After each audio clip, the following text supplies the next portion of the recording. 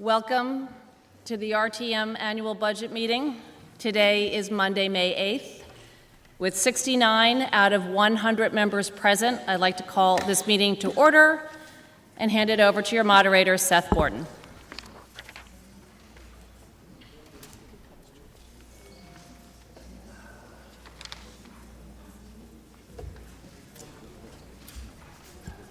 Welcome, everybody. Without objection, I'll accept the agenda tonight. Is there any objection? Hearing none. Next item is approving the minutes of April 17. Can I have a motion in favor, please? Somebody there. Thank you, Clara. Second? There. Great. Barbara. Are there any corrections, additions, deletions, comment, whatever?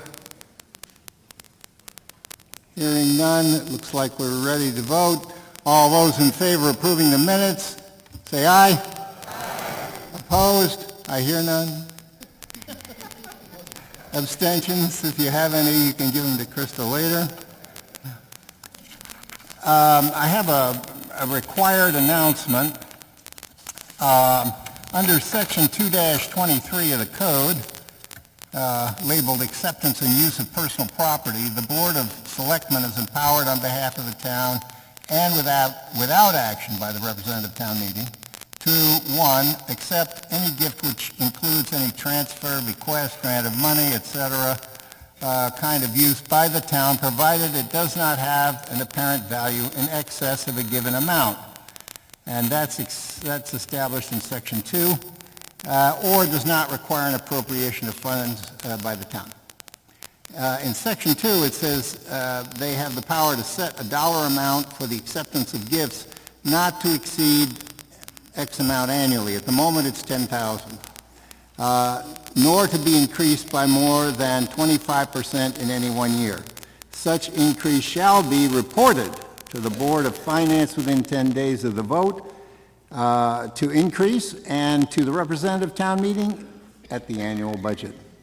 So the Board of Selectmen voted to increase the amount to $12,500, which is at 25% but doesn't exceed it, and so that's the announcement.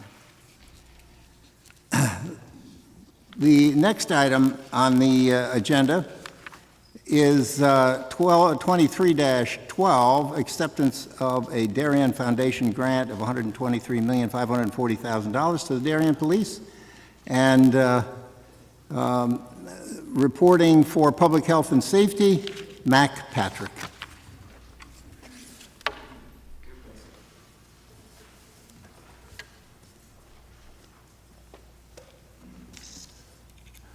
Good evening. I'm Mac Patrick, Chair of Public Health and Safety. I move Resolution 23-12, acceptance of a Darien Foundation grant of $123,540 to the Darien Police Department. Do I have a second? Second. Without objection, I will waive the reading of the resolution. The Public Health and Safety Committee met on May 3rd, 2023 with 12 of 15 members present to discuss and vote on this resolution. Chief of Police Don Anderson, Police Captain Allison Hudima, and Police Commissioner Brent Hayes attended our virtual meeting and went over the details of the gift.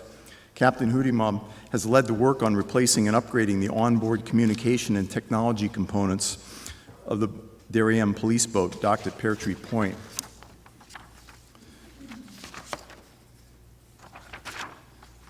The total, like I said, the total request is for $123,540.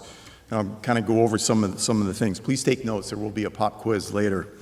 It's an upgrade of onboard navigational hardware and software, upgrade of side scan sonar systems, replacement and upgrade of currently non-functioning thermal imaging systems, upgrade of various radio systems and associated cabin top hardware, upgrade of spot lighting systems, upgrade of mobile data terminal / information systems, or basically an onboard laptop, and also 5 UHF radios for Marine Division officers.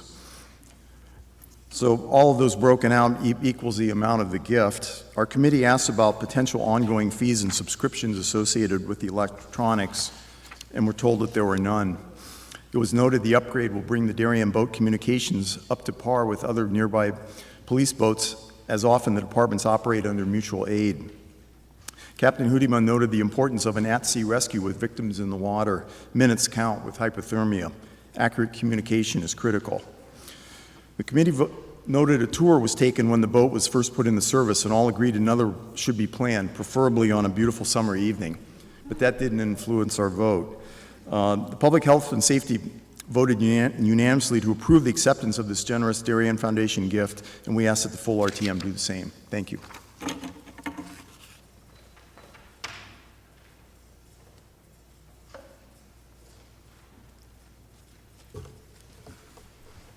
Speaking on the behalf of the Finance and Budget Committee, Jack Davis.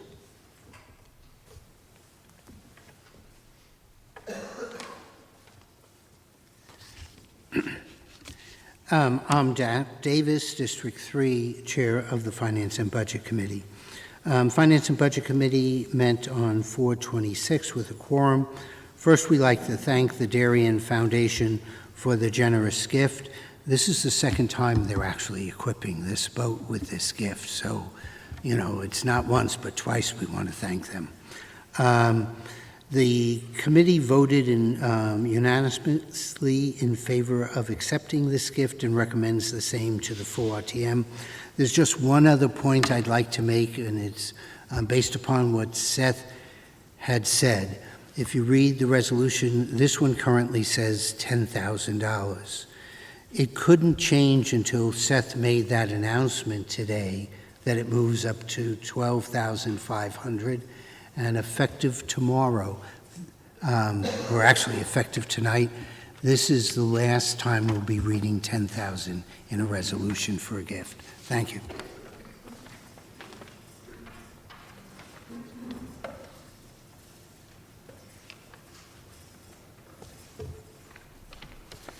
Thank you, Jack. Are there any other committees which wish to report on this item? Hearing none. Town officials? Nothing. RTM body? Questions, thoughts? Okay, electors of the town? Seeing none, I think we're ready to vote. All in favor, please rise.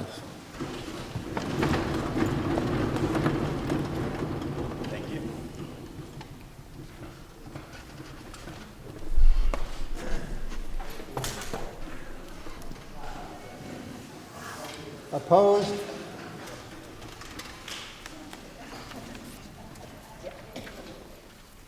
Abstentions? Okay.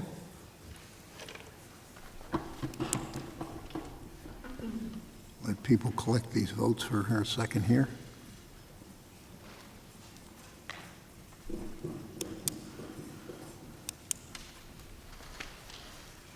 Next item on the agenda is 23-13, appropriation of $2,640,000 from the unassigned fund balance. Reporting on behalf of the Finance and Budget Committee, Jack Davis.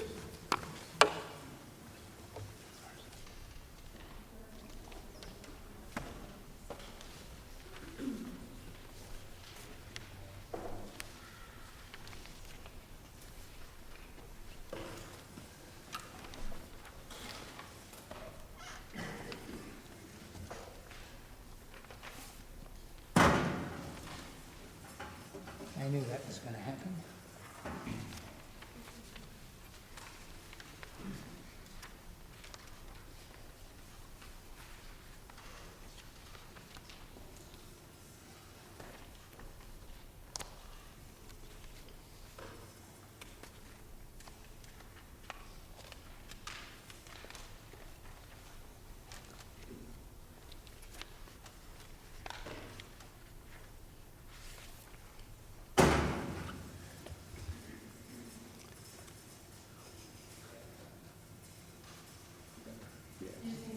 You got to take the cover off, though.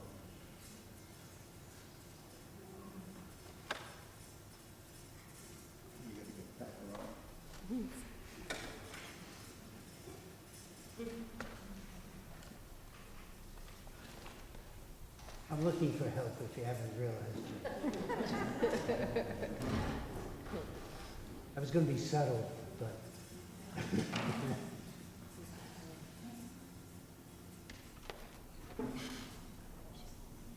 Yeah. Thank you.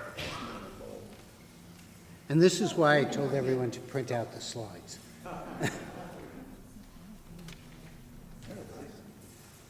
Okay.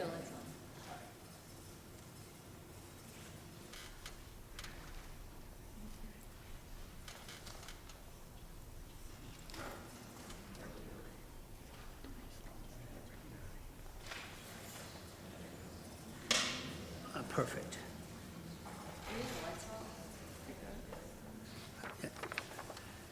It's enough for us to get this. If you're asking me to shut off the lights, I'm probably the wrong person to ask for that as well.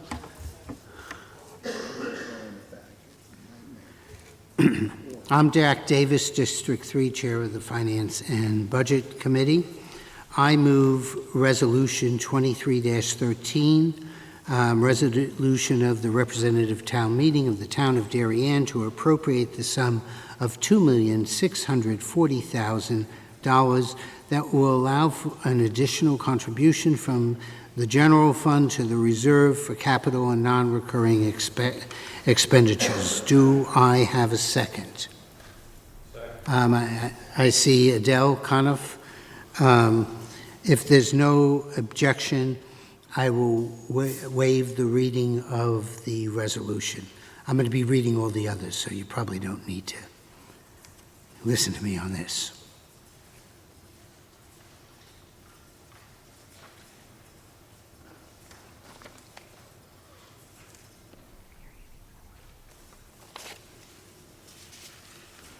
Okay, there's two slides basically going, and I'm going to try and go through them quickly. One of them is, why does the general fund have all this extra money that we can once again be transferring money from the general fund to pay down capital? Well, if you look at the general fund itself, the balance started out with $27 million. Two things that the RTM voted on, which was, one thing is school security improvements, which was the doors that we did in September, and the heart and hypertension payment that we voted for the payment, reduced that amount by $477,000. During the time of the budget, the Board of Finance and the Director of Finance project, based upon what's going on, revenues and expenses and surpluses that we think we're going to have. So the projected year-end revenue surplus is $2,432,000 plus change. Since these are projections, I'm not going to get into all the fine. The town expense surplus is estimated to be $945,000, and the projected Board of Ed expense surplus is projected to be $864,000, adding $4.2 million to our general fund based upon surplus in revenue and surpluses in the expenses. And I have to admit, that's the highest that I've ever seen transferred into this budget for all the years that I've done this. That brings the adjusted balance, or the projected adjusted balance, down to $31,236,509. And we're transferring $2,640,000 to, this year, we'll be doing it at the end of the year, thereabouts, be transferred into the reserve fund for capital non-recurring expenditures to pay for capital. So two quick things on this. First of all, actually three. If money goes into the general fund, it's limited to either paying down debt, paying capital, or having special appropriations. That's the only way it's going to pay for operating expenses. It can't be used to pay down the Board of Ed or the Board of Selectmen operating expenses unless there's an overage or a special appropriation. So I worked with Jen and Rich to understand some of the drivers. That's not working well. But we'll go to the drivers, and I'll try and do the best to quickly go through these.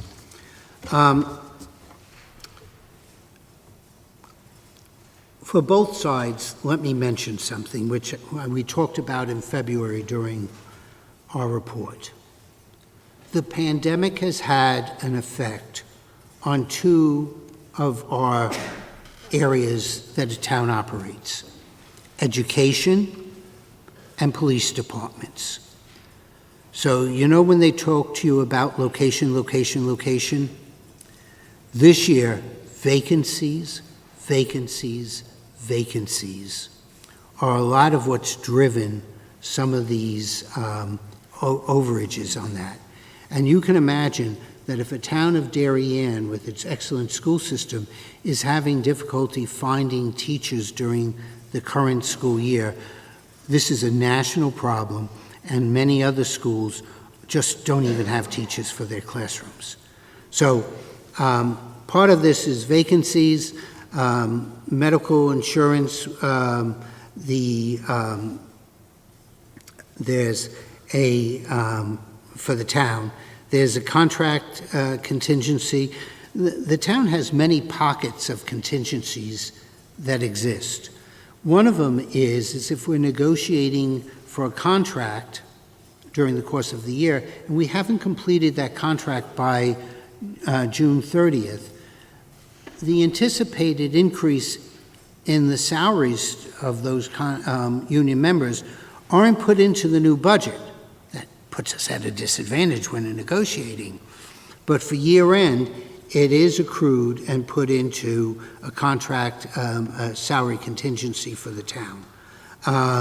The same thing holds true if that happened to a Board of Ed contract they're negotiating and they don't get it done, they could also use the same contingency. So part of this is taking the contingency out. We know the electricity was there, and we also did some changes this year. One of them is town road aid is now part of the general fund, as opposed to in the past it was part of the capital account. We did that because it's more in compliance with the grant that we get from the state. So that wasn't accounted for and things were moved in. On the revenue side, you're going to hear later when we talk about how we calculate the mill rate and what the collection rate is, that we do the 5-year average and then we deduct it by 25 basis points. Now, that really doesn't sound like a lot. It's a quarter of expense. But it's a quarter of an expense on $8 to $9 billion. And we do that because throughout the year there may be changes to the general fund, and our collection rates may change from year to year. So we're using a 5-year average. It can go up or it could go down. The 25 basis points gives us some flexibility. This year, it appears that we're getting more taxes than what we anticipated based upon the calculation that was used. We're getting state revenues. I mentioned the town aid for roads, ECS, which is the educational cost sharing.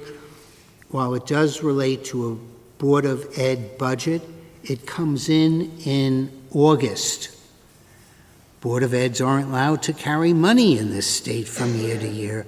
So in this town, it goes to the town revenue. And that came in higher.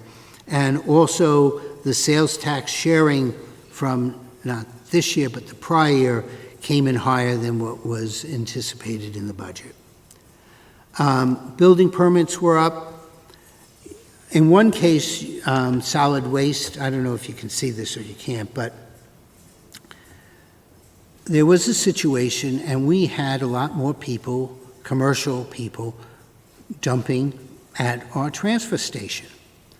So our solid waste disposal costs went up. On the other side, we also had more tipping fees because of that, so we ended up net about $100,000 or so on that. Last thing I want to talk about is investment income. Last year, even if our treasurer had recast it in November, it may have been up by $150,000 to $200,000, which is 2 to 3 basis points. Unless you had a crystal ball, and if you do and you counted on this happening, please handle my investments as well in the future. Nobody could have anticipated that the Fed was going to increase rates the way they did, up to 4%. And as such, the increased revenue is partially due to the increased rates. We also had a change in mix in our investments. We had 30% in STIF, which was higher, and I've said this before, this is only because Joan and I have talked, and quite honestly, Monica's leadership had us finally investing in Treasury notes and bills. And, we accommodate, I really want to commend the three of them, Jen, Monica, and Joan, for getting us there finally. It's something that has been raised for years. We were able to get there, and that has yielded funds. We were at one time up to $24 million invested. That has come down because we have some payments due by June, and so they're planned for 3 months and coming in on cash flow. So that's up substantially. And we'll talk about for next year's revenue, we now have the difference in that, but $1.1 million will have an effect on overall. It almost is 25% of the revenue. But as I said, I don't think anyone could have projected that type of increase. And as somebody in our committee said, there are hedge funds that aren't good at estimating this. So anyway, that explains basically how we got the money. And because we got the money, the Board of Finance decided to move the 2.6 over to reduce the taxes to our taxpayers. The board of the Finance and Budget Committee met. We voted unanimously in favor of this and recommend the same to the full RTM. Thank you.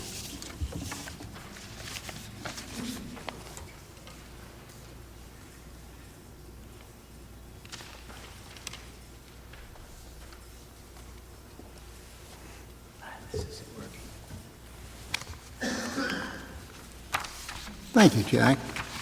Are there any other committees that wish to report on this item?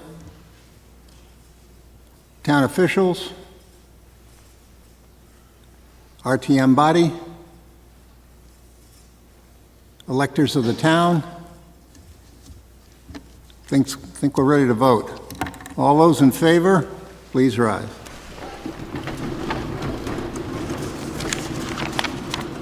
Item 2312 passed, 79 in favor, 2 abstentions, no votes. Okay, no votes, please. Abstentions? Okay.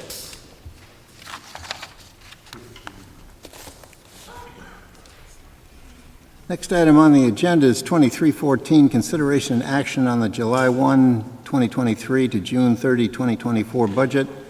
First item, appropriation of the reserve fund for capital non-recurring expenditures. On behalf of the Finance and Budget Committee, Jack Davis.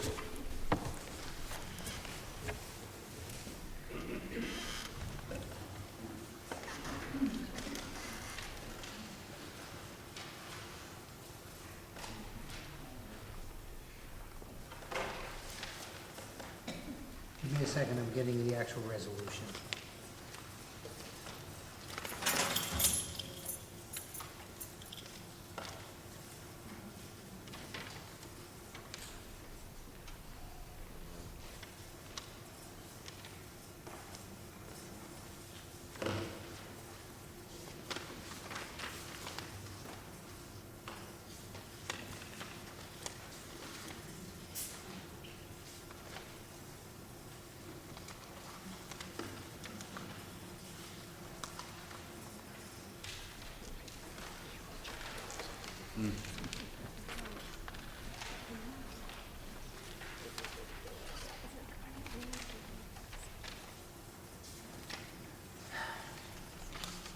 There you go.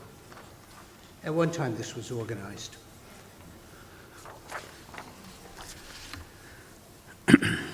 I'm Jack Davis, District 3, Chair of the Finance and Budget Committee. Whereas the Board of Finance of the Town of Darien approved the July 1st, 2023 to June 30th, 2024 budget at the meeting on April 6, 2023, be it hereby resolved that the representative town meeting of the Town of Darien hereby adopts the following appropriations for July 1st, 2023 to June 30th, 2024 budget. I move Section 2314A resolved that an appropriation of $4,667,767 is hereby made from the Reserve Fund for capital and non-recurring expenditures for the purpose of meeting the expenditures of the Town of Darien as shown by the budget this day approved. If I can get the slides to work, fine, but what we're now going to do is have reports from the various committees, all the committees, on the respective capital that they have in the budget. So I hand it back over to Seth.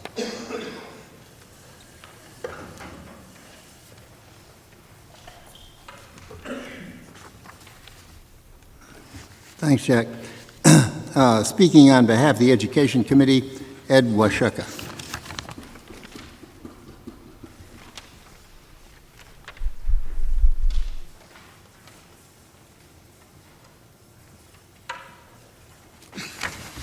Hi, Ed Washeka, District 3, and Chairman of the Education Committee. The RTM Education Committee met on Monday, May 1st, with 13 to 15 members present, either in person or virtually. The committee had also met and discussed the budget on January 16th, January 18th, and March 13th.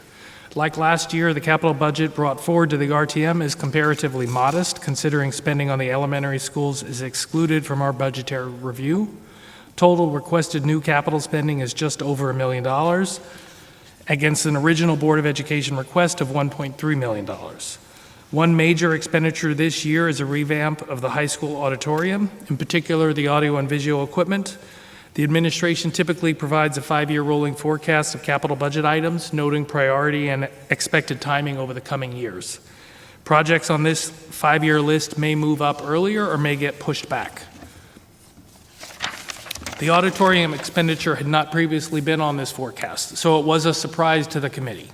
The administration explained that a change in staff brought a fresh look at the AV systems and capabilities and led to this request. No one on the committee doubted the benefits to the students and the community for the upgrades, given the age of the school. We all felt that the student productions were fantastic, and we wanted to continue to support these programs. The Board of Ed also made some adjustments to the initial auditorium upgrade requests, including dividing it into 2 project years. The project includes $478,000 in this budget and expects to propose $389,000 in next year's budget. Details on the makeup of the spending for the auditorium improvements is available online in the budget materials. Members of our committee also expressed the suggestion that an effort should be made to seek outside donations for some of these upgrades, much like the Darien Athletic Foundation and the Darien Foundation and others have supported our school's athletic infrastructure and other programs. Additional items in this year's capital budget largely relate to maintenance or security and safety and include safety and security upgrades at Darien High School and Middlesex at $131,000, new gym wall padding at MMS for $76,000, 2 new Suburbans, a truck, and a leaf blower for $210,000. We want to highlight a couple of items that are not in this year's budget but are worth noting for the future, since members of the RTM may not focus on the school budget with the same level of detail as our committee. The 5-year capital plan includes renovating the libraries in next year's budget at the middle school and the high school for $4.3 million, and roof replacement and HVAC upgrades at Darien High School and Middle School for $18.5 million from 2026 to 2028. Of course, we are not approving these items tonight, and the Board of Ed, the Board of Finance, and others will be scrutinizing those figures well in advance of a budget discussion. But in our opinion, the magnitude deserves a mention here. The administration's capital request was supported by the Board of Education, the Board of Finance, and by the Education Committee, which voted unanimously in favor of the appropriation on May 1st for all the proposed capital projects.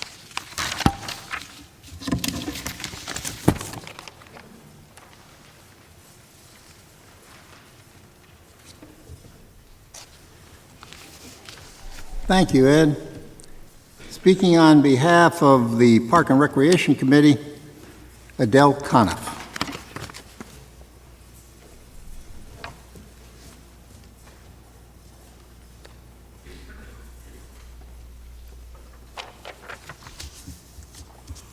I'm sorry, I have to smile at the mention of the age of the high school.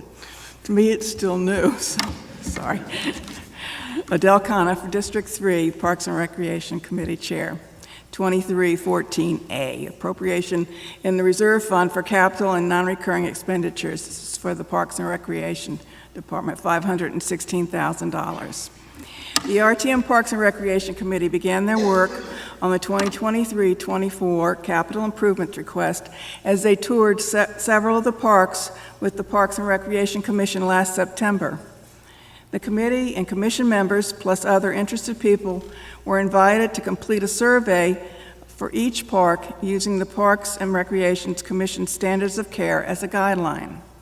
Most of the 23-24 capital requests were generated from the analysis of those assessments. Cherry Lawn, $18,000 is requested for a solar pond aerator. The pond at Cherry Lawn has had an overgrowth of algae, which was particularly bad last summer. An aerator would significantly help the water quality, improving the pond's dissolved oxygen level, which is important for aquatic plants and animals. Currently, there is no electricity available at the pond to power an aerator. McGuan Park. $250,000 is requested to renovate the cement patio and secure the structural foundation. Tree roots on the patio surrounding the concession stand are lifting the cement and creating a safety concern. There have been signs of stress on the structural foundation that can be addressed at the same time by adding extra support to the facility foundation. Correcting these problems will extend the life of the building. Houlihan Field. $18,000 is requested to replace the irrigation valves. The irrigation system is over 20 years old, and all 13 valves that direct water to individual zones need to be replaced to extend the life of the system and to prevent leaks and/or valves getting stuck. Weed Beach. $20,000 is requested for resurfacing of one paddle court, which will include stripping the court. Paint builds up whenever the court is resurfaced, approximately every 5 years. The surface becomes chipped and uneven over the years, requiring stripping down to bare aluminum. This is the best option to maintain a smooth playing surface. This request will resurface the first of 5 paddle courts. $10,000 is requested to replace a commercial freezer at the Weed Beach concession. The existing commercial freezer is over 20 years old and requires surface and/or replacement parts each summer. The freezer was gifted to the town by the former concessionaire a few years ago. Replacement will give the current concessionaire confidence that food will not be lost or spoil overnight and will avoid repeated costly repairs. Pear Tree Beach. $30,000 is requested for a bid package for site work for raising the parking lot and replacing the boat ramp at Pear Tree Beach. A bid package is a necessary step in all projects exceeding $10,000. The Pear Tree Beach project will address parking, lot flooding, and boat access. As a preliminary design plan has been prepared with a certificate of permission issued by DEP, the next step is to develop the plans and documents for bidding construction. Bidding will give valuable cost estimates necessary to make a decision on the viability of the total project. $50,000 is requested for bathhouse repairs and maintenance at Pear Tree Beach. After receiving a tremendous amount of feedback from a community survey on Pear Tree Beach, the Parks and Recreation Commission seeks to make upgrades to the bathhouse. The survey showed the community wants to see improvements to the current facility, bring the facility to the fit and finish at Weed Beach Bathhouse. The commission obtained an estimate for bathhouse maintenance and renovation work, which confirmed that the requested $50,000 is sufficient to accomplish the project. Parks and Recreation equipment. $5,000 is requested for small capital. This unassigned capital is for unexpected needs. $90,000 is requested to purchase a Toro 4500D large mower. The mower is the same size as the existing large mower that we have, but has a 110-inch cutting span with 5 decks. It is powered by a 4-cylinder diesel engine. The current large mower is 22 years old, unreliable, and requires expensive parts to fix and maintain. At present, the lead time is 18 months for delivery. $10,000 is requested to replace a paint machine. The existing paint machine is 11 years old and is having more frequent breakdowns. The machine is used almost daily to stripe fields and parking spaces. Having reliable equipment helps our crew get work done efficiently. $15,000 is requested to purchase a stump grinder attachment for existing equipment. We have numerous tree stumps that need to be removed in our parks. When we have tree work done, it is too expensive to have the stumps removed, so we end up leaving them. This attachment would enable our crew to remove the unsightly stumps from our parks. This year, the crew has cut down over 40 tree of heaven. The stump grinder attachment would be most helpful in eradicating these invasive trees, which are the preferred host to the spotted lanternfly, a crop-damaging insect. The RTM Parks and Recreation Committee met on May 3rd with 13 of 15 members present and voted unanimously in support of the 23-24 Parks and Recreation capital and non-recurring expenditures of $516,000 and asked the RTM to do the same.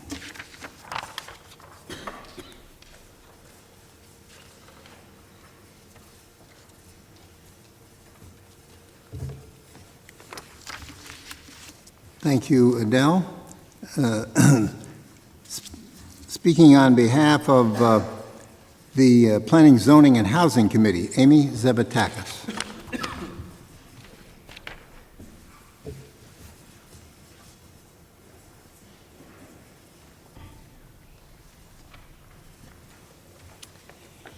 Hi, good evening. Amy Zavatakis, District 5, Chair of the Planning, Zoning, and Housing Committee. On March 9th, the Planning, Zoning, and Housing Committee held our regular meeting with 14 of our 16-person committee present, representing a quorum. Jeremy Ginsburg, Director of Land Use, was present during our meeting to provide an overview of the Zoning Department and Building Department budgets and to answer our questions. The capital line items in the Planning and Zoning budget are $50,000 for updating the Stormwater Management Manual, along with related amendments to the zoning regulations. In the Building Department budget, there's a $35,000 request for a dedicated vehicle for use by the Building Department officials. So that's it for this year, but looking forward, we can expect a $75,000 capital request in the Planning and Zoning capital budget for multi-year projects required by the state, which include updating the Plan of Conservation and Development and the Affordable Housing Plan. Those expenditures are expected to start in the next budget. Based on the committee's review with Mr. Ginsburg, the committee voted unanimously in favor of these capital items.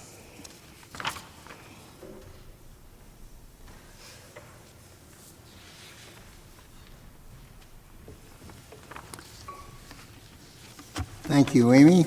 Speaking on behalf of Public Works, Mark Adaletta.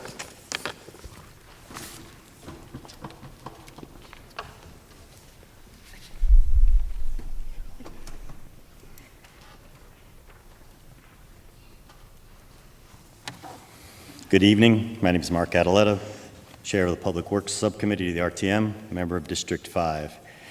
At a regular session to the Public Works Committee held on April 27, with 13 of our 14 members present, the Public Works Committee considered and voted unanimously to recommend approval to the full RTM of the capital expenditures of the Selectmen's operating budget.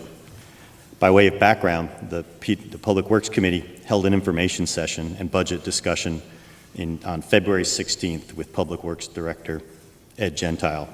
The committee had provided various budget and other questions and several line items in this budget were addressed. The Public Works Committee met again on March 9th and revisited several items of the capital budget and where they stood at that point. The Public Works Committee final budget meeting was held on April 27. With regard to the capital budget, there was a discussion regarding, among other things, the street sweeper, which is aging and regularly in need of repair, had noted previously. I note this sweeper is important to the Department of Public Works as it is required under stamp mandate MS4 to sweep every public street at least once a year. This $380,000 item was deferred, and the DPW staff will continue to maintain it for another year. Noteworthy items that did make the cut and are included in this $1.85 million capital budget include the following. There's a $30,000 tire and mounting balancing equipment. It was calculated the return on investment on this item is approximately 4 years and should save the town significant dollars in the long run, rather than outsourcing that service. There's $75,000 for the latest phase of a 4-phase town hall gym upgrade. I think this is phase 2. There's $100,000 budgeted for the Mather Center HVAC upgrade. This equipment, I'll note, was not equipment that was replaced at the time of the Mather, when the Mather Center was redone several years ago. There's $90,000 budgeted for a roof leak at the town hall small gym. There is a second gym over there for those of you not familiar with it. There is $75,000 budgeted for a Freightliner truck that is at the end of its useful life. This would be the 5th of a fleet of 7 that the DPW has, after which Ed viewed the fleet as being in fairly good shape going forward. There is $120,000 budgeted for 3 small townwide drainage projects that have been in the queue. And then, as Jack noted earlier, this is where the ongoing annual paving program shows up, and there was an increase to $1.35 million reflected in this line item of the budget relative to previous year's 1.2. I'll note here that the strategic decision to defer last summer's portion of the paving program to this April, due to particularly high costs at the time related to oil prices, saved the town, I believe, a hair over $200,000. I'm going to bracket that. I recall it being higher. Or said another way, it allowed the DPW to do a little more distance. That's the way they do the projects. Again, the Public Works Committee appreciates the continued high level of service provided by the DPW, a core function of town government, and asks for a yes vote on this portion of 2314. Thank you.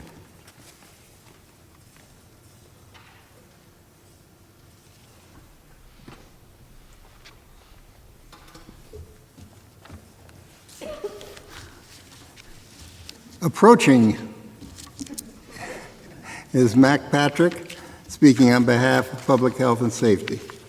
Thanks. Mac Patrick, member of District 5 and Chair of Public Health and Safety.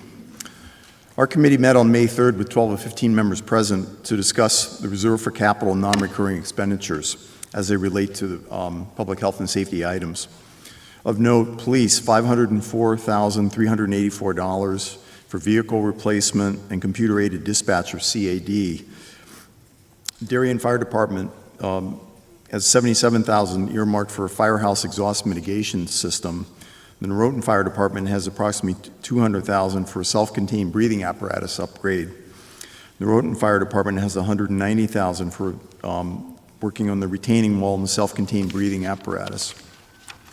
The Fire Commission is earmarked $90,000 for a fire training center.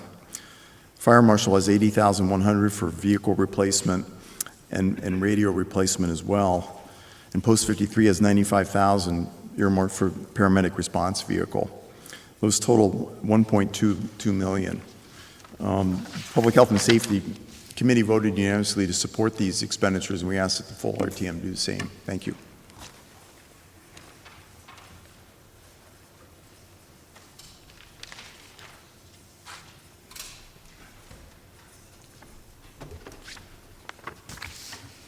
Thanks, Mac.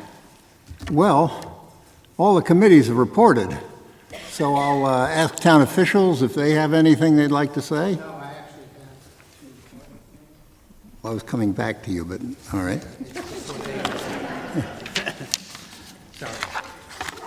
So, all right. I complete, I'm going to make report on that, and then the town officials. Okay. Finance and Budget, Jack Davis.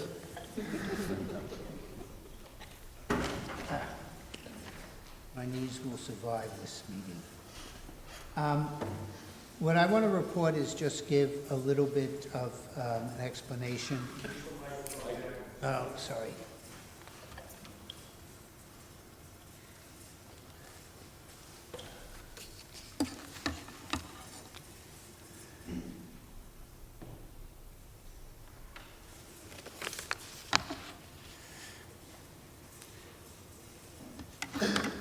At this point, we're voting solely on the total appropriation.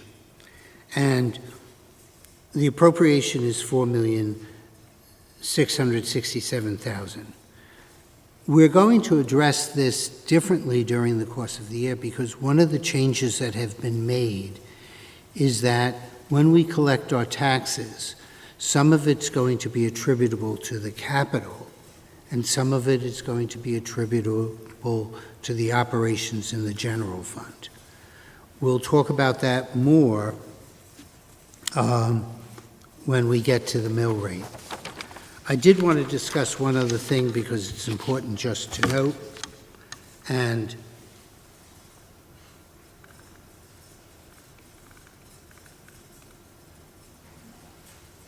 great. Associated with the capital account is the Reserve Fund for Capital Non-Recurring Expenses Capital Reserve.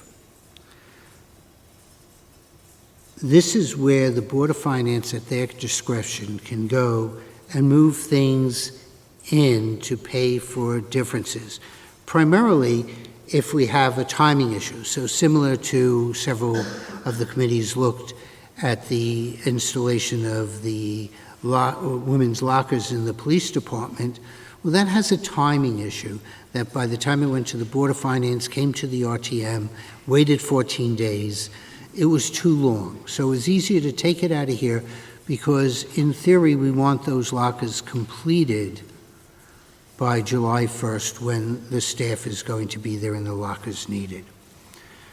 Things that came out of it this year was the addition to the appropriations for Crimmins Road. There's closeouts. So what the closeouts are basically is when a project is done, some projects are a little bit over, some did not use what was budgeted. So those are consolidated, discussed, and the extra is put into this reserve. They do it in September, and now again in March, because what was happening is in September, people say we still have bills outstanding in October, November, and December. And then if they weren't doing it in March, prior to us determining whether or not this can be paying for certain things, we were waiting a year, and that was too long to wait. Some of the other things that we looked at is some of the committees looked at the dynamic speed signs. That's being paid out of this capital reserve. The Dew Haven Fire Department retaining wall design, that was paid out of this because, again, we want to get it moving. What the final, we'll talk about this slightly later, but where that's going to be finally paid from will be determined on what the cost is. And there were closeouts in the neighborhood of $335,000 this year. So the balance going into next year is projected to be $476,200. I do believe some of that will be earmarked for some other projects that have been discussed at the Board of Finance. But when they come up, we'll see it probably before the end of the year.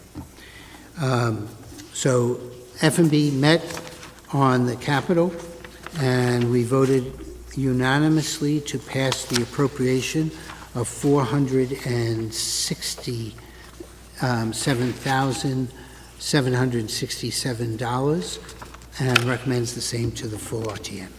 Thank you.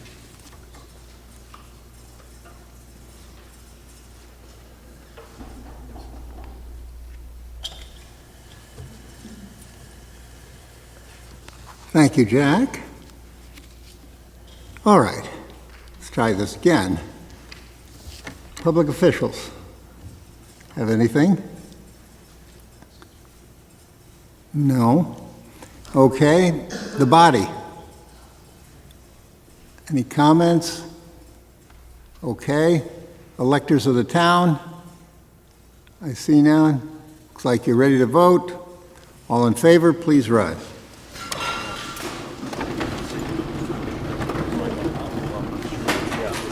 Item 2313 passed, 80 in favor, 1 abstention, no votes.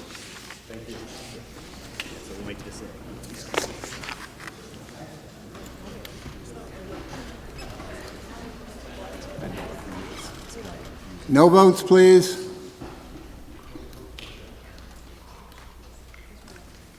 Abstentions?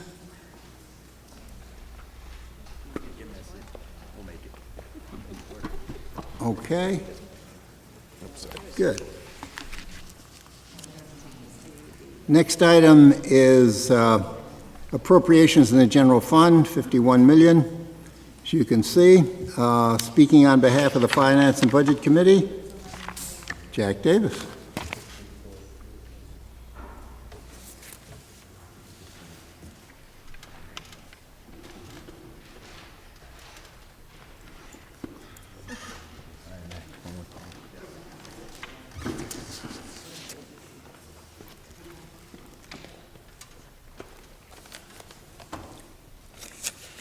This first slide that's up there is just showing you sections B, which is the Board of the Town operating budget, 14C, which is the Board of Ed budget, and then we add it together, and that becomes with the 14D.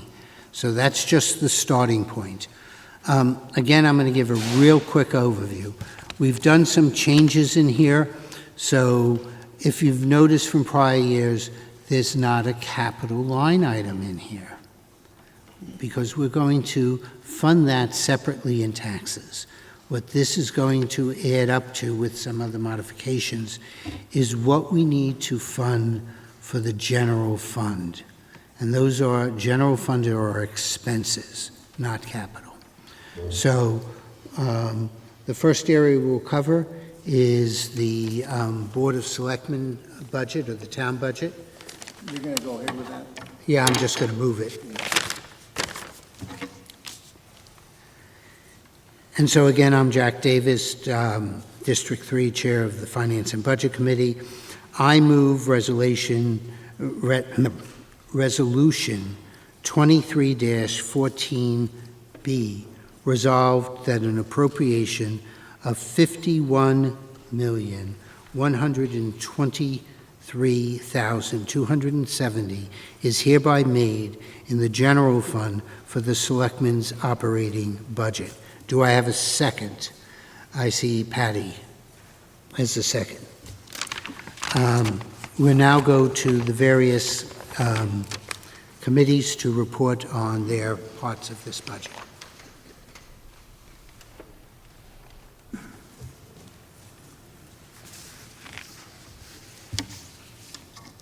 Good. Leading off,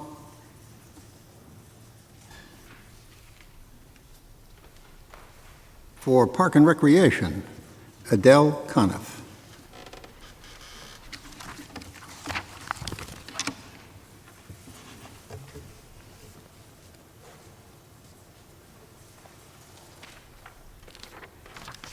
Adele Coniff, District 3 Parks and Recreation Committee Chair. 2314B, appropriation in the general fund, Selectmen's operating budget, $1,713,853. The Parks and Recreation portion of the 23-24 Selectmen's operating budget is $1,713,853, which is a 3.24% increase from the department's 22-23 revised budget. Revenue from beach parking permits, building and grounds rentals, Weed Beach concession rental fee, seasonal fees from youth sports leagues, facility permits, boat permits, tennis court and pickleball reservations, kayak rentals, and community events is projected to be over $700,000. Program revenue, which continues to greatly exceed expectations, and program expenses are accounted for separately in the Recreation Program Fund. Expenses. The parks maintenance personnel maintain approximately 210 acres of parkland, as well as Highland Farm and several other town properties. They also maintain the facilities at Weed Beach, Pear Tree Beach, Cherry Lawn, McGuan Park, Baker Park, Selleck Woods and Woodland Park Nature Preserves, and Town Hall and Holohan Fields. The Parks and Recreation Department is also responsible for all town-organized programs and events open to the public, which are operated on a self-sustaining basis. Increases in the 2023-24 Parks and Recreation Department operating budget from the 22-23 revised operating budget are modest.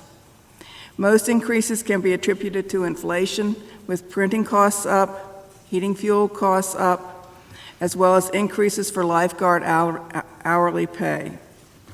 $10,000 has been added for much-needed geese control at Highland Farm, and $15,000 for the 4th of July fireworks event.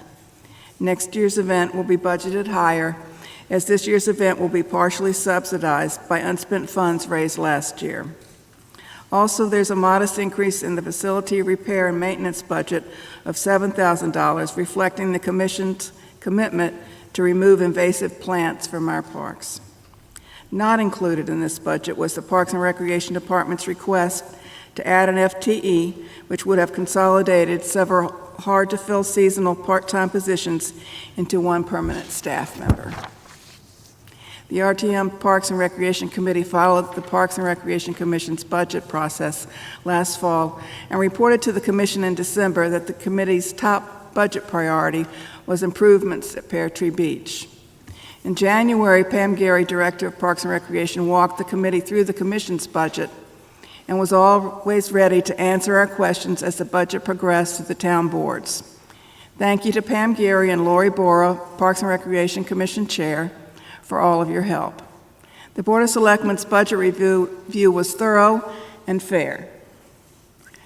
By the time our Parks and Recreation Budget Committee interacted with our finance and budget counterparts and designated members of the Board of Finance, there were few questions left to be answered.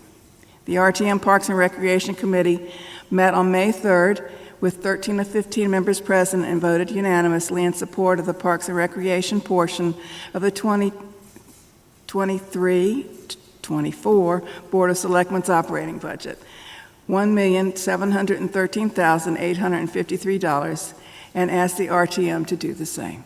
Thank you.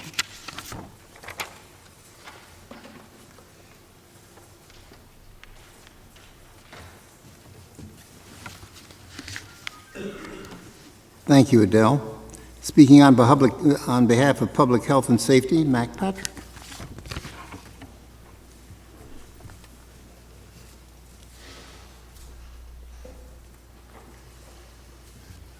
Hi, Mac Patrick, member of District 5 and Chair of Public Health and Safety. Our committee met in a special virtual meeting on May 3rd with 12 of 15 members present. We discussed portions of the budget relating to police, fire, other safety, and human services. The police budget has an overall increase of less than 1%, with increases in investigations, youth, professional standards, and communication, with slight reductions in patrol. This budget includes the first increase in headcount approved for sworn police personnel in 4 decades. The fire budget has an overall increase of 8%, primarily due to a new position of Emergency Services Director to be filled in January 2024. This will replace the part-time position, allowing the Assistant Fire Marshal's position to resume full-time fire marshal duties. The cost of the personnel changes with benefits is estimated at $271,630. Hoarding and blight issues are expected to decline. It should be noted the budget for fire is $2 million versus about $9 million for police. The town greatly benefits financially from an all-volunteer fire department. Our committee did have a brief discussion regarding the Fire Commission. It is our hope that in the coming year, the Fire Commission can be a little more transparent with their meetings, their agendas, just reporting to the public, maybe having things more on Channel 79, but we want to work towards that. The Emergency Medical Service, or Post-53 budget, is up $10,800 or 7.5% and is related to increased expenditures on professional services. It is noteworthy that the high school staffing of Post-53 is all volunteer, and much of the operation is self-funded through donations. Town funding is $155,000, and the average response time with lights and sirens is about 6.5 minutes. 1,660 annual incidents, a number expected to increase is between 4 and 5 per day. It's just terrific work. The human services for the town include human services and outside assistance, the senior center, senior transportation, youth services, and the public health department. The overall budget is up 7% due to increased public health department, senior center, and youth services expenditures. The youth services budget is up due to strong enrollments in various programs with an anticipated $43,000 increase in revenue. Senior transportation revenue and expenditures are expected to be down. The public health department budget is up 9% with an increase in personnel. This budget at $408,000 is anticipated to receive revenue of $158,000 from increasing business licenses and permits. The Public Health and Safety Committee voted unanimously to approve these aspects of the budget, and we ask that you do the same. Thank you.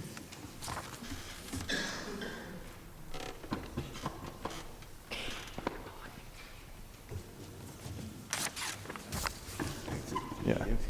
Thank you, Mac. Speaking on behalf of Planning, Zoning, and Housing, Amy Zabatakis.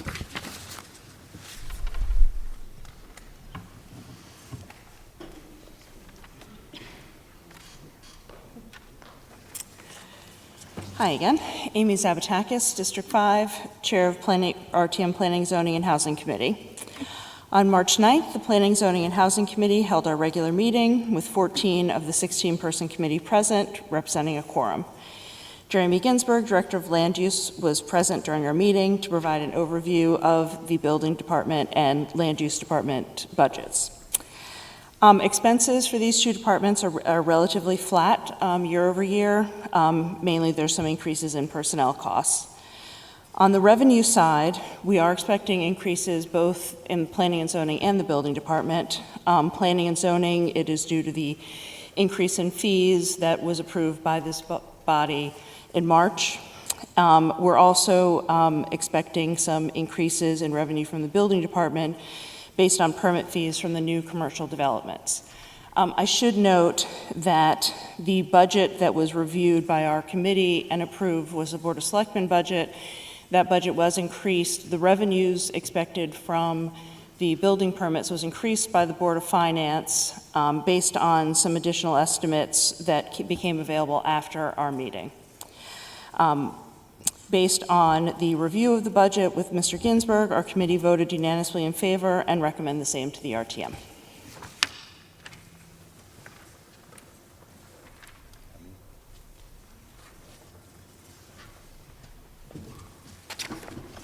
Thank you, Amy. And speaking on behalf of Public Works, Mark Adaletta, also our new member of the Great Island Committee.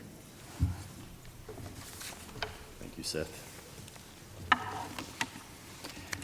Mark Adaletta, District 5, Chair of Public Works Subcommittee to this RTM.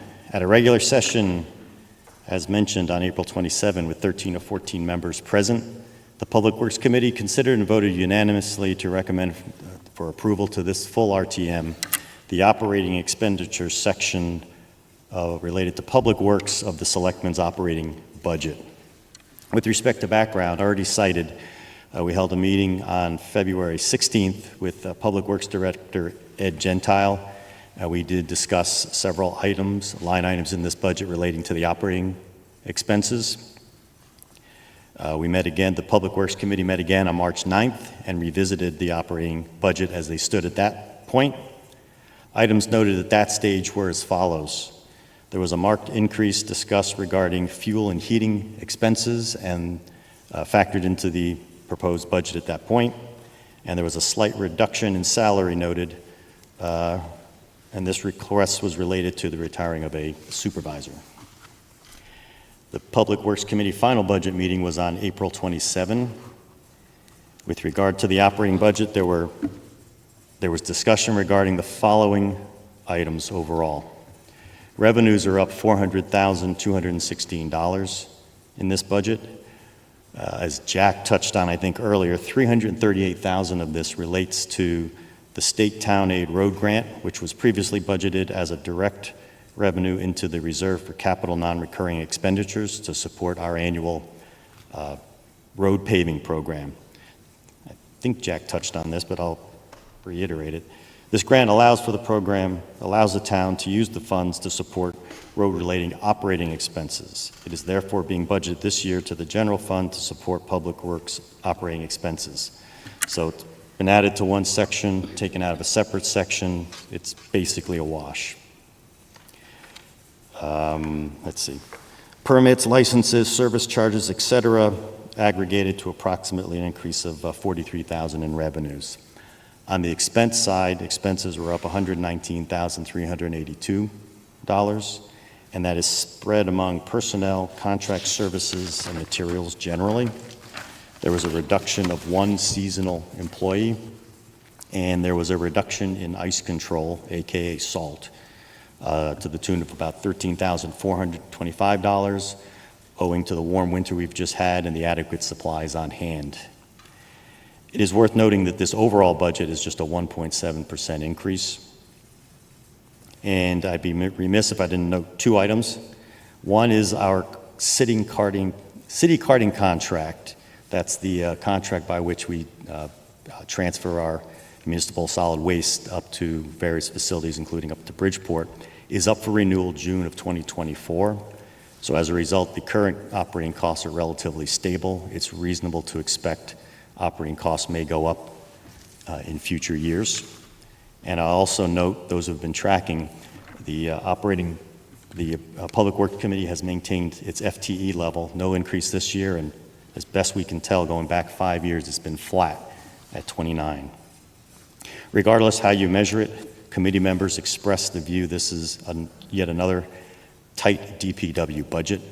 The committee wanted me to emphasize up here tonight, this tight budget is accomplished while the DPW continues to make meaningful and measurable improvements to service provided to the town, at the same time implementing sustainable operating efficiencies with the same flat level of high-quality personnel and resources. We should all be grateful to Ed and his team. The Public Works Committee recommends you vote yes and ratify item 2314, operating.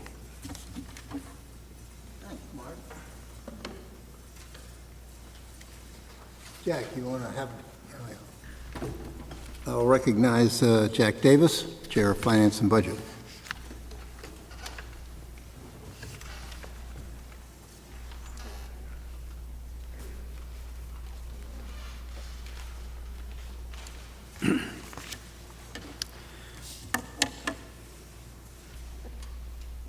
One of the things that we have been doing is trying to differentiate with what we call core business and growth. Now, with all reality, even the areas that we're doing growth is part of our core business because that's why we're doing it. But what it really is this is what was the existing business versus what are the new things we're doing in the business. But core versus growth sounds a lot more exciting. If you look at this, I worked with Kate, and let me try and move this over. You can see here that most of the increase associated with the Board of Selectmen budget is in fact increases on their core, and there really wasn't a lot of growth during the course of the year for this budget. about 5.2%. So I want to go through some of the drivers to this. And the drivers are, we added a new police officer for probably the first time in 15 years. Now, it's filling in a spot that we've been wanting to add in for a while, and so that's one of the additions in the growth. We've also added for this year a $100,000 reduction.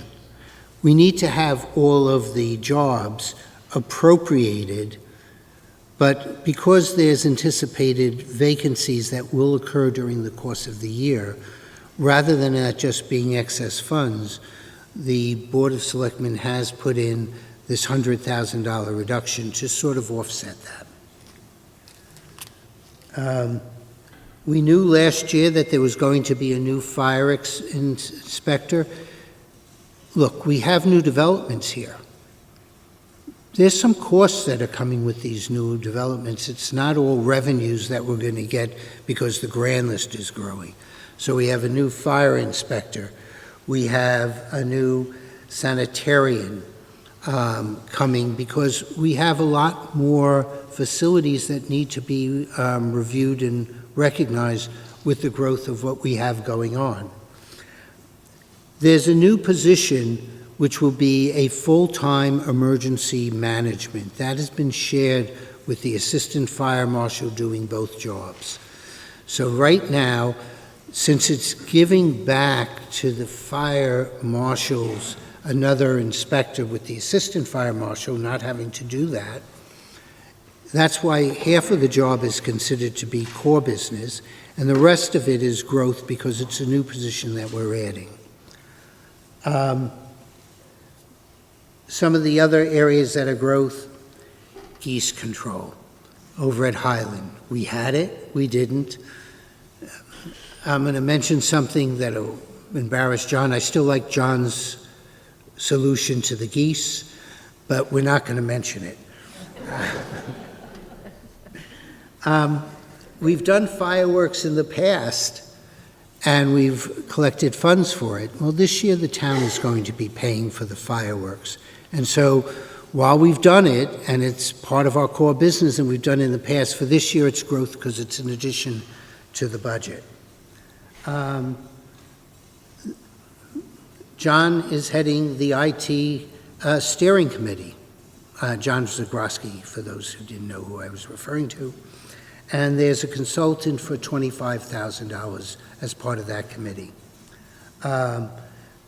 We have a increase in a grant.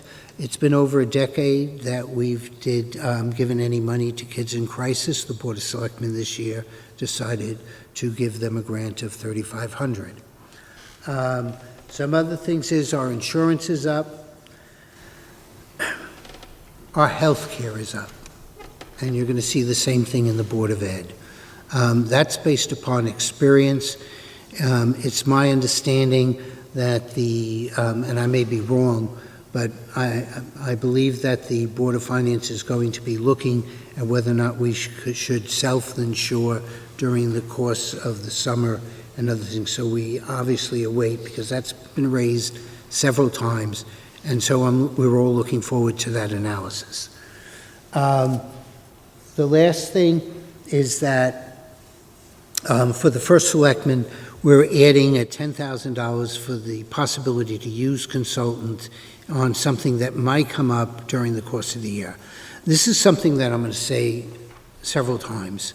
One of my predecessors, Bruce Orr, said putting together a Board of Selectmen or Board of Ed budget when we're starting in December and January for a budget that doesn't take effect to July 1st.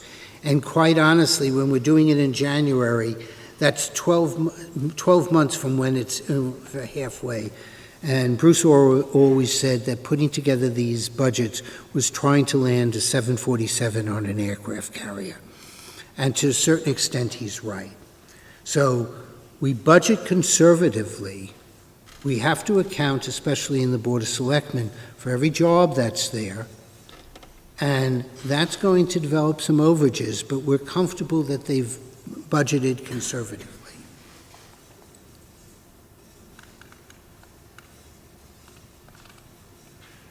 So, now for the excitement of the evening. The Board of, the Finance and Budget Committee met to discuss the operating budget. And one of the things that we did as a motion, which I'm going to move now, is to move to reduce the Board of Finance contingency line item by $75,000 from $250,000 to $175,000. Do I have a second? I have Jenny Schwartz as a second. I'm going to show you some numbers on this. I just have to bring up the slides. But a little bit of history. A number of years ago, this used to be $400,000, and the RTM, on the floor of the RTM, reduced that amount from $400,000 to $300,000. The following year, Jamie Stevenson reduced the budget more. I believe she originally proposed another $100,000 cut to $200,000, feeling strong that that was okay. But in discussion at the Board of Selectmen, it ended up being a $50,000 reduction, which netted it being about $250,000. This is not a motion to constrain the Board of Finance. It leaves with $175,000, and there's plenty of funds in there. Historically, and these are slides I'll show, in 5 out of the last 7 years, this has had excess funds in it and it's been returned to the general fund. In all 7 years, funds were returned based upon what the budget was. But even if we reduce it to $175,000, only 2 of those 7 years, and one of them was the pandemic year, ended up having spent more money than $175,000. The other is 2017, and I have to admit, by looking at what was moved into that account, I'm going to say that we've addressed many of those issues, so they're not budget items anymore that we end up with overages or things that weren't recorded in the budget that we had to find sources for. Processes, because that's important. We took into consideration the processes in the committee. In the Board of Selectmen, they need to have an appropriation for everything they're spending. And so they're different than the Board of Education. When we vote on the Board of Education budget, we're voting a total appropriation. And while I appreciate all the work done by the board and Rich Rudel, every one of those line items are nothing more than a mere placeholder for us. The Board of Ed has the capability of changing and moving between line items with Board of Ed support and approval, anything in their budget without having to come to the Board of Finance or the RTM. Board of Selectmen is different. They need to have an appropriation for a job, so if they don't have a job, they need to have it there. But there's several things that we can consider here. We told the Board of Ed to tighten up their budget, and I'm going to tell you, even before that report, they did a phenomenal job. But F&B and I believe the Board of Finance both made publicly the decision that if you need more money later in the year, we will fund you because you did go to a tighter budget. The same thing holds true to the Board of Selectmen. If they went to a tighter budget and they need money, we don't need to use this. We can go through the other processes of a special appropriation. And the same thing happens for this contingency if we reduce it. As we'll show you on slides, we historically are returning a significant amount of money every year. If they use the $175,000, a special appropriation can be used to replenish it.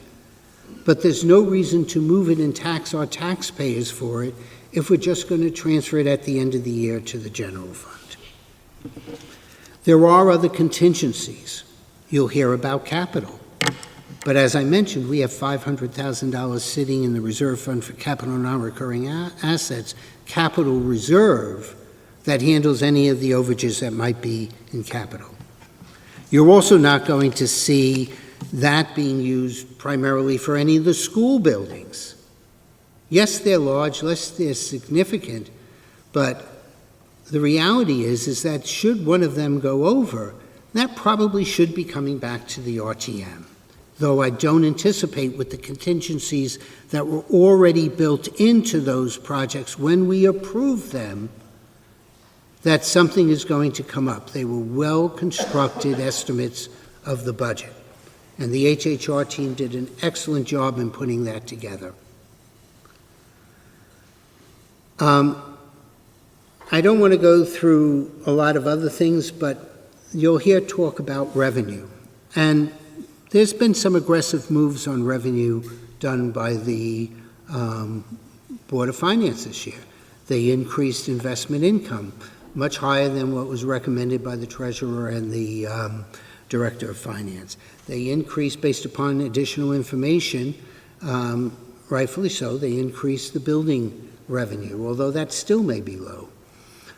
We may be at risk for what's going on in the, what you call it, town clerk revenue, depending upon the sales of homes. But again, I already mentioned that we have about a $400,000 to $500,000 in taxes when we reduce the collection rate by 25 basis points. That's a good contingency. The fact that that gives back is okay because there are changes that occur during the year. But that handles the revenue, and I don't recall a single year since I've been doing this, which is over 20, that we ended up in deficit for revenues. I don't recall a single year that we've ended up in deficit for expenses. When we did have a deficit in the Board of Ed, we provided them funds, if you recall, of over $2 million. So, Jack. I'm going to wrap it up. Thank you. And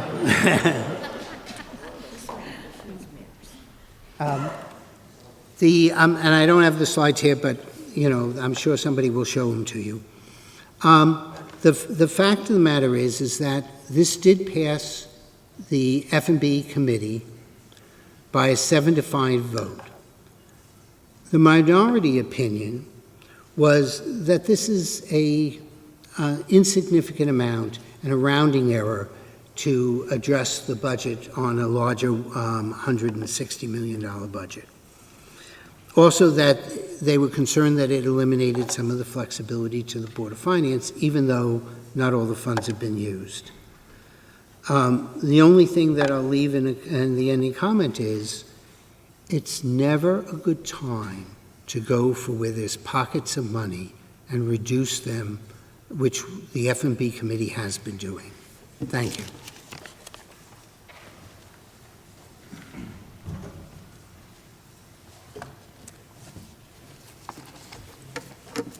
All right, everybody. The topic is the amendment, okay? $75,000 reduction. The committees can't report other than F&B because they didn't know the amendment was going to happen. So I'll move directly to town officials. Town officials, comments? Mr. Palin, Chair of the Board of Finance.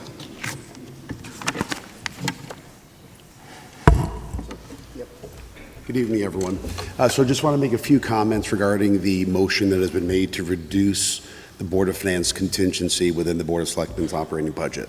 I guess the first thing I would just point out is that the Board of Finance doesn't actually have a budget. We don't necessarily spend money. We sort of allocate it and make it available to our two primary operating boards, which is the Board of Education and the Board of Selectmen. So a little bit of history going back, this reserve that used to sit inside of the Board of Selectmen's budget for, I've been doing this for 16 years, and it's always been there. It had been $400,000.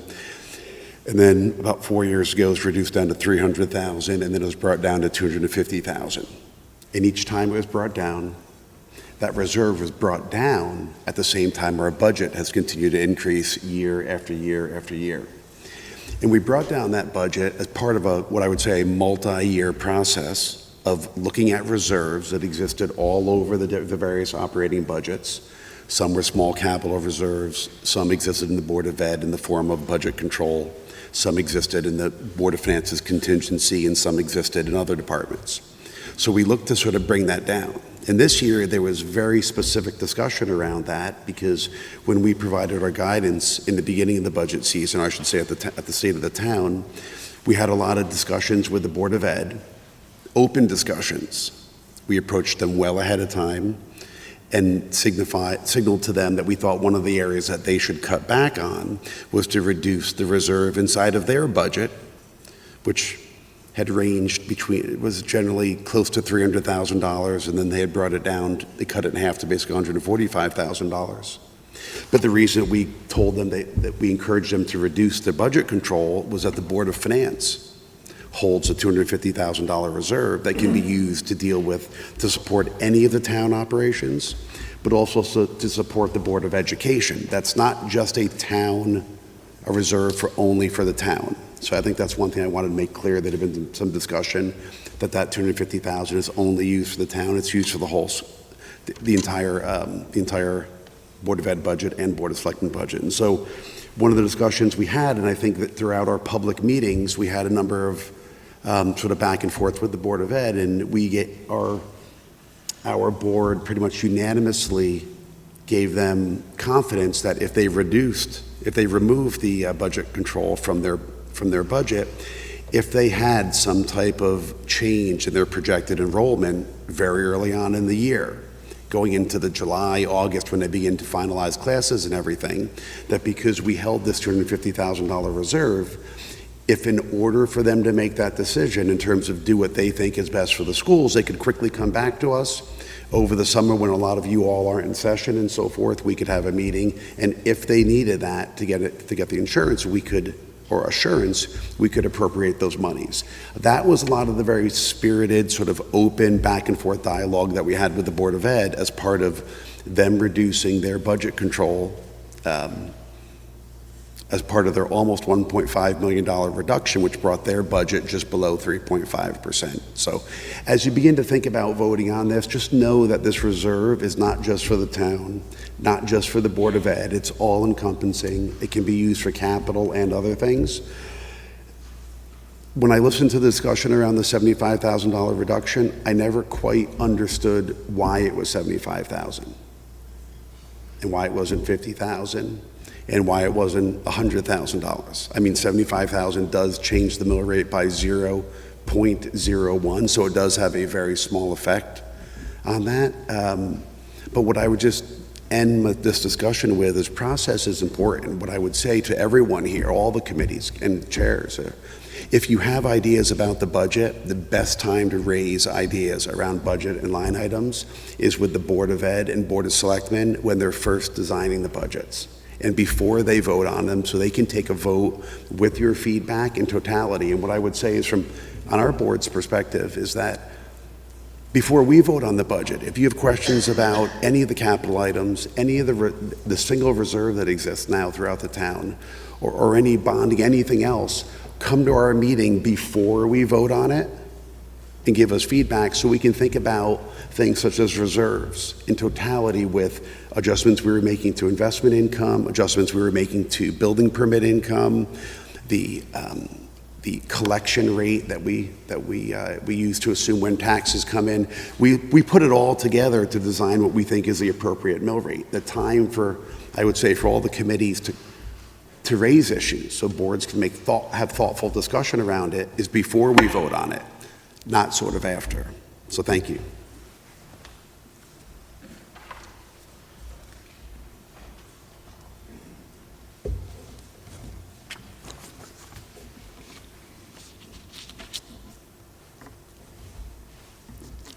Thank you, Jim. I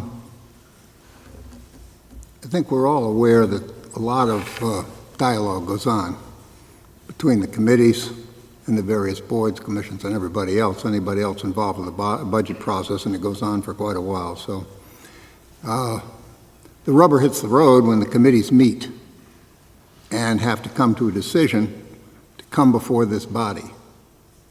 And how those meetings are going to go, one can never quite be sure. The most important thing is that all the thoughts get on the table and that the committees then come to a decision. Any other town officials? Members of the body? Comments? Yes, please. Thanks, Susan. Susan Marks. Susan Marks, District 5. Just trying to absorb all this. I did watch the F&B meeting, and I certainly do appreciate F&B trying to figure out where there could be some cost savings. I'm a little confused about a few things. It's certainly under their jurisdiction to do what they did, but I'm a little confused when many of us use the word transparency and openness, and I'm confused why this never came up with any of the F&B meeting members to a Board of Finance meeting. So that's my first statement. Also, someone, if I'm not mistaken, asked about how this would affect the mill rate. And that was not clear in the F&B meeting. I think Mr. Palin just gave us some percentage of what it was going to do to the mill rate. Jim, I don't remember what that number was. Seth, I don't know if you can repeat what the number was. So, yes, it is a reduction, but it is teeny, teeny, teeny, tiny. Right. Again, it's a reduction. Or none, depends on how you round. Okay, so we don't even know if it's a reduction. Go ahead. The last thing I guess I'll just say, I was a little surprised. We value F&B on the RTM. We value their great financial minds. I don't have a financial mind, but I was also confused that as they were throwing these numbers around, there was nothing up on the screen that showed any kind of numbers. It was all the chairman making the numbers kind of like they did now, like it started out with, X amount one year, X amount the other year. So those are just my thoughts. If it was anything that was really significant, I think I wouldn't be standing here, but those were just my thoughts on watching the meeting. Thank you. Thank you, Susan. I saw another hand, yes. Sorry. Hi, yeah, I'm Rachel Taylor, District 6. I would say historically, I believe any reductions of this type, historically at least, were probably considered much earlier on in the process with time and space for people to productively consider them in the open and debate. That being said, I'm speaking out tonight to appeal to this body for a proper process. I think that's really important. On May 3rd, as discussed, they discussed this cut to the Board of Finance contingency that could impact, the unforeseen spending for the Board of Select or the Board of Education or anything in town for that matter. And that was, to my knowledge, the first utterance or discussion of the same that I believe was had. It's been a lengthy budget season. I'm kind of with Susan. I don't really know how we find ourselves discussing this out of left field and in the 11th hour. This proposal wasn't warned on the agenda, and the public or constituents had no notice to participate in the discussion at the last meeting. And in fact, as discussed, F&B met tonight, because the vote was mishandled previously. So the do-over tonight, mere 30 minutes before we meet as a full body, for me is not sufficient, open enough, transparent enough to really properly consider this measure. It's not about the dollar amount. I just respectfully, object to the handling of this discussion, and the manner in which this process has unfolded is not in keeping with our standards in town of good governance. 11-hour proposals and amendments and cuts, et cetera, are not in keeping with the hallmark of Darien's leadership, which typically is applauded for the transparency and collaboration and good working relationships across the relevant boards and commissions. I feel as though we have fallen quite short here. And for this reason, I will be voting against this cut, and I encourage others who agree with me to please do the same. Thank you. Thank you. Yeah, Peter? I'll get you Clara, too. Peter first, then Clara.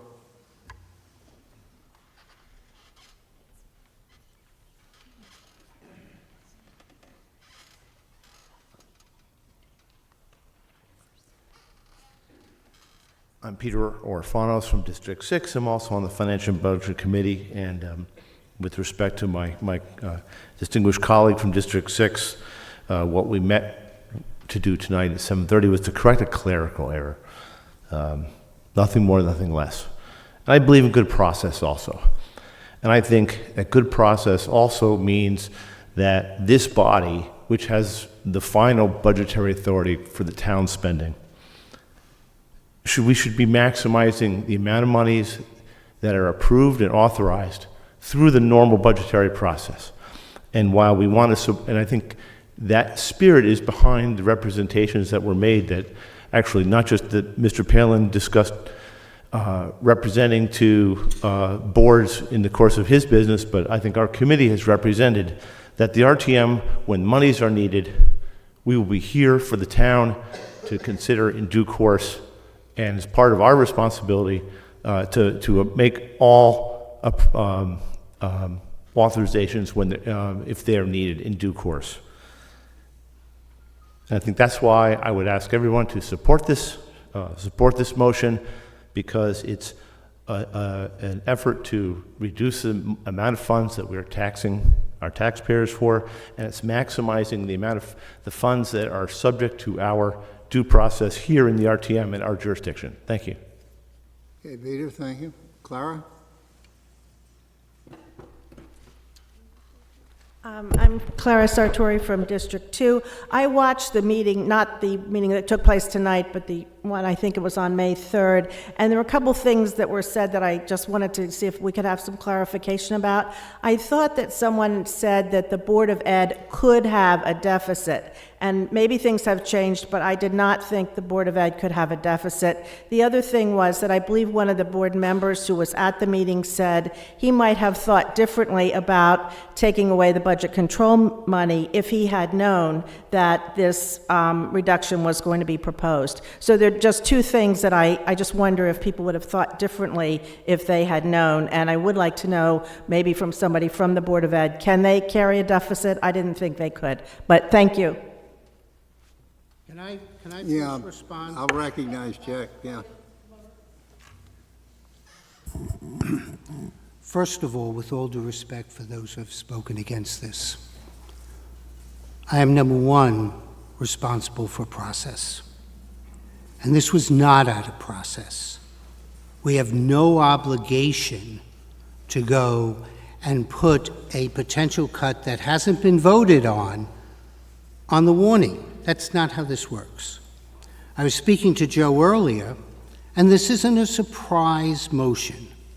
I have for years been talking about this account. And in fact, when it was cut the last time by the RTM, we did it on the floor of the RTM. We can disagree with what the decisions of the Board of Finance makes. That's part of democracy, and we can act on those accordingly. Yes, there was somebody, but before we went through with this and I made the motion, I had a conversation with the chair of the Board of Ed regarding this. This is 2 FTEs of $175,000 at $80,000 each. If they can't run a deficit, then what was the $2 million that they ran during COVID that we subsequently formed? If you look at consistency from the Board of Finance, because the Board of Ed had extra money, they decided to tell the Board of Ed to finance the SSOs from their existing funds, because they already had a significant surplus running.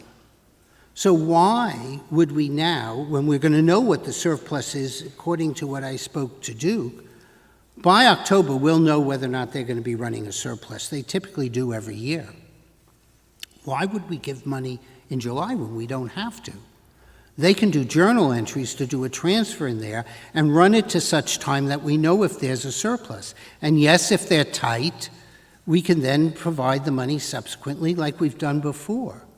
But in the meantime, it gives them time during the course of the year to find other savings that they're going to have because of vacancies, that they're going to have because people leave and they hire people for less money, which is typical for a Board of Ed budget.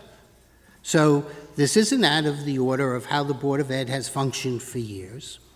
The Board of Ed has not come back with a deficit for 15, 20 years, so I'm not expecting them, even if they need 2 teachers in July, and they can account for it and do the transaction for that this is going to cause them to have a deficit. The only place that I had any concern about was really in the Board of Selectmen, because there were some budget processes that Kate had made that relied on certain things to occur in a personnel environment. And if they don't occur, Kate may need money. The town may need the money. But this has been discussed in the past. While the discussion was that the Board of Finance, and I watched the meeting, the significant discussion on this topic was raised by a Board of Finance member, but wasn't really discussed this year. It was 2 years ago. This year, it was sort of said, nah, and they moved it on. Why would I go to the Board of Finance after they decided to move it on and I disagree with them and say, oh no, Jack believes, or the Finance Department believes that this is necessary? The fact of the matter is, we have the absolute right to make adjustments to this budget from the floor of the RTM. And no other board should be telling us to usurp our responsibility and what our authority is, because any place there's a Board of Finance and an RTM, every other town that has the two recognizes both as the budget-making authority in this town. It's not just the Board of Finance.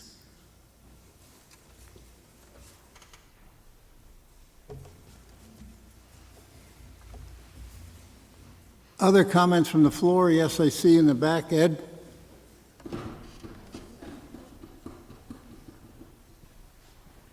Ed Mosheka, District 3.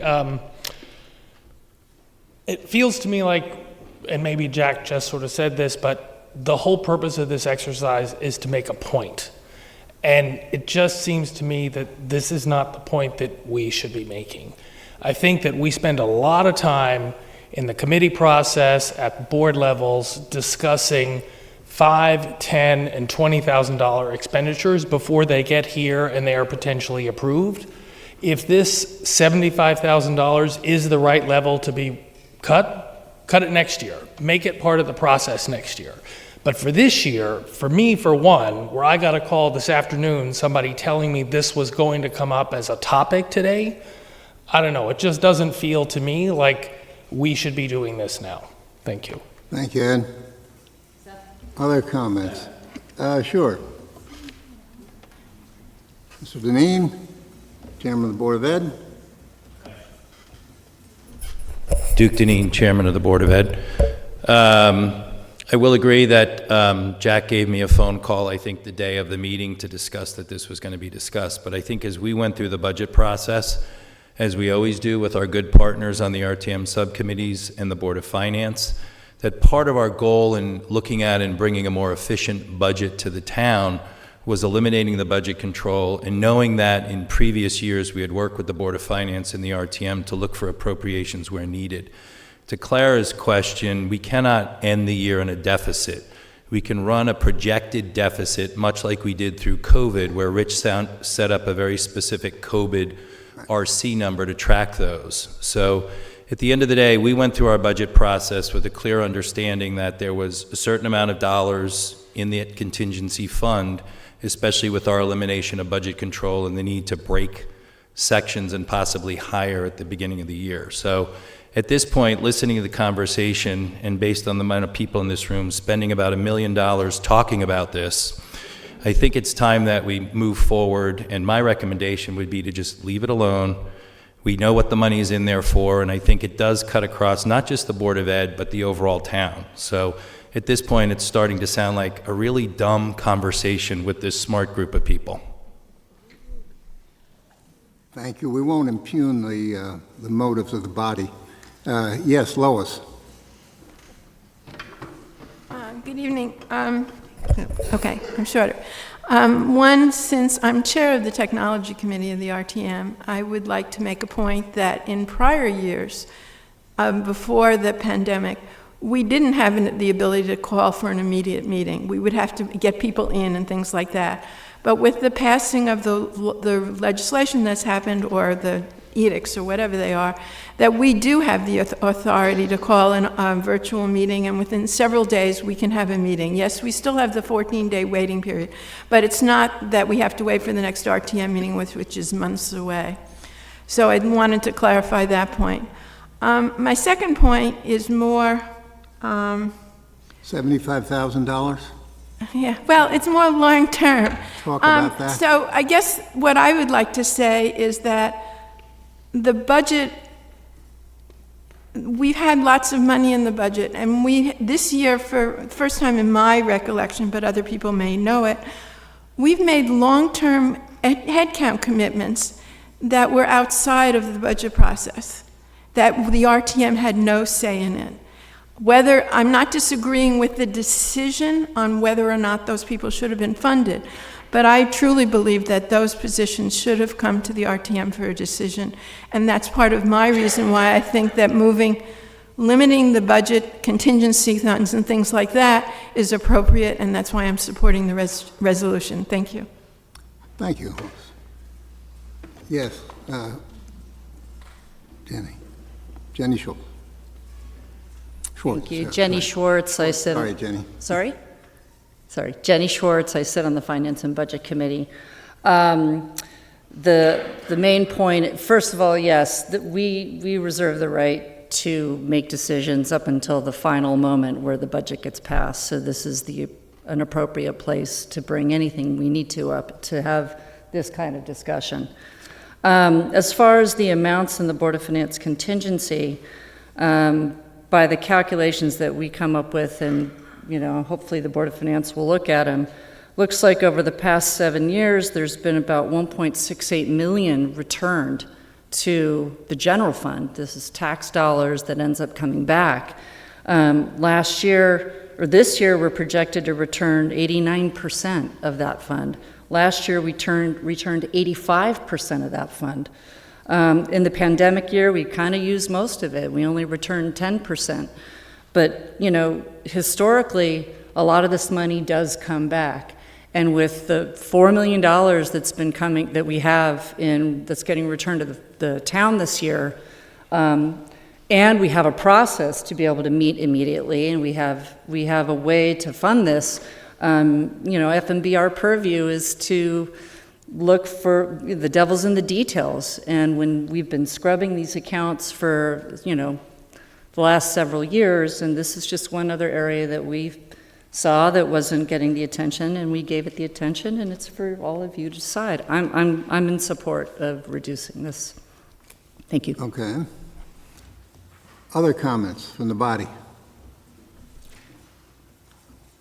I see no more. Electors of the town. Comments?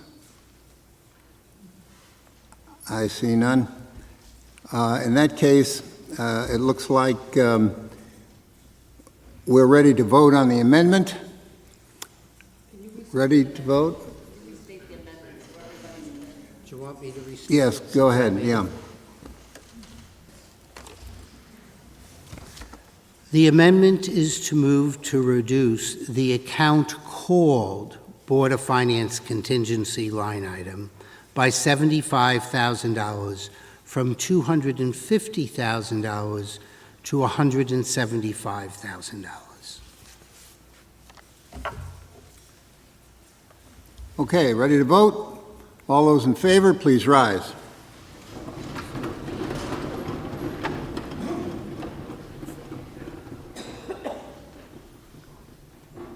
This is a yes to the amendment? Yes.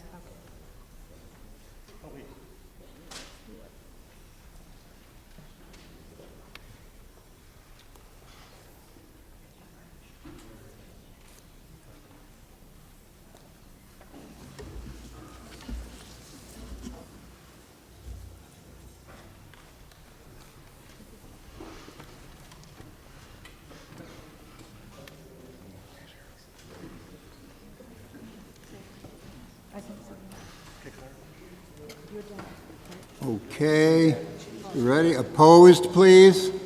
Opposed.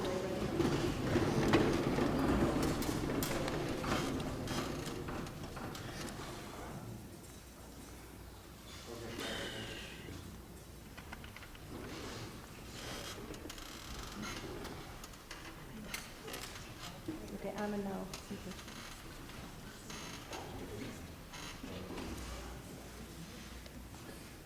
Okay, abstentions.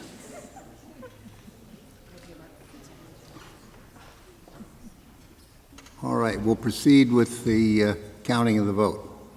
Can't move until we figure out how the amendment came out.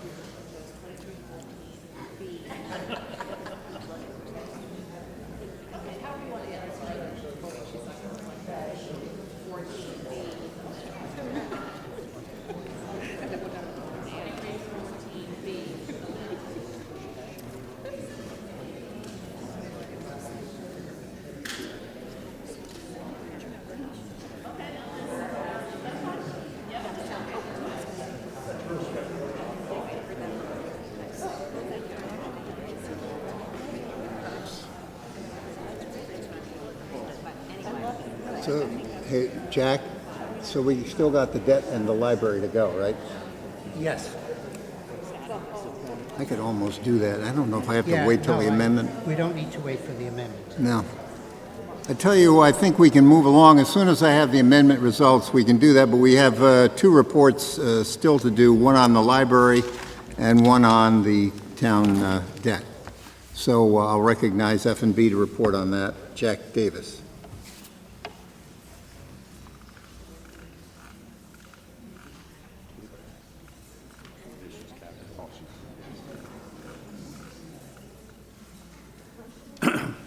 So one of the things that we did in our spare time at F&B was go and look at all of the organizations, all of the commissions, boards, groups that are getting our grants, and we brought it to the Rules Committee and started to assign what committee is primary on that for the RTM.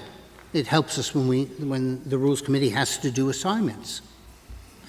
And lo and behold, when I did this, I realized, oh, F&B is the only one responsible for the library on the RTM. And we hadn't been including the reports. And it's a good working relationship that we have with the Board of Finance. There's something else I do want to say. I want to thank all the committees and the Board of Finance for their joint efforts that they did it used to be called the buddy system, but we had members from the F&B, and it was started with John Zagroski, so I appreciate that. It was members of F&B, members of the individual committees, and members from the Board of Finance that all met to discuss these budgets. And I think that it was better this year than in prior years, and so I want to thank all of you who have participated on that. But let's get back to the library. There's a couple of drivers on the library. I have to admit, we have a phenomenal library, but this is one of the first years ever that I've seen the library have a higher increase than the Board of Selectmen. So there has to be things that accounted for it. It's really not in personnel. They're very conscious of how they give raises. They're only adding 0.44 of an FTE. The main costs are really associated with some of the internal workings, the utilities, the maintenance of what's going on. And as you heard before when we were talking about things, as we mentioned, vacancy, vacancy, vacancy, the other thing driving a lot of these budgets are healthcare, healthcare, healthcare. So with that, they ended up with a budget increase of about 4.25%.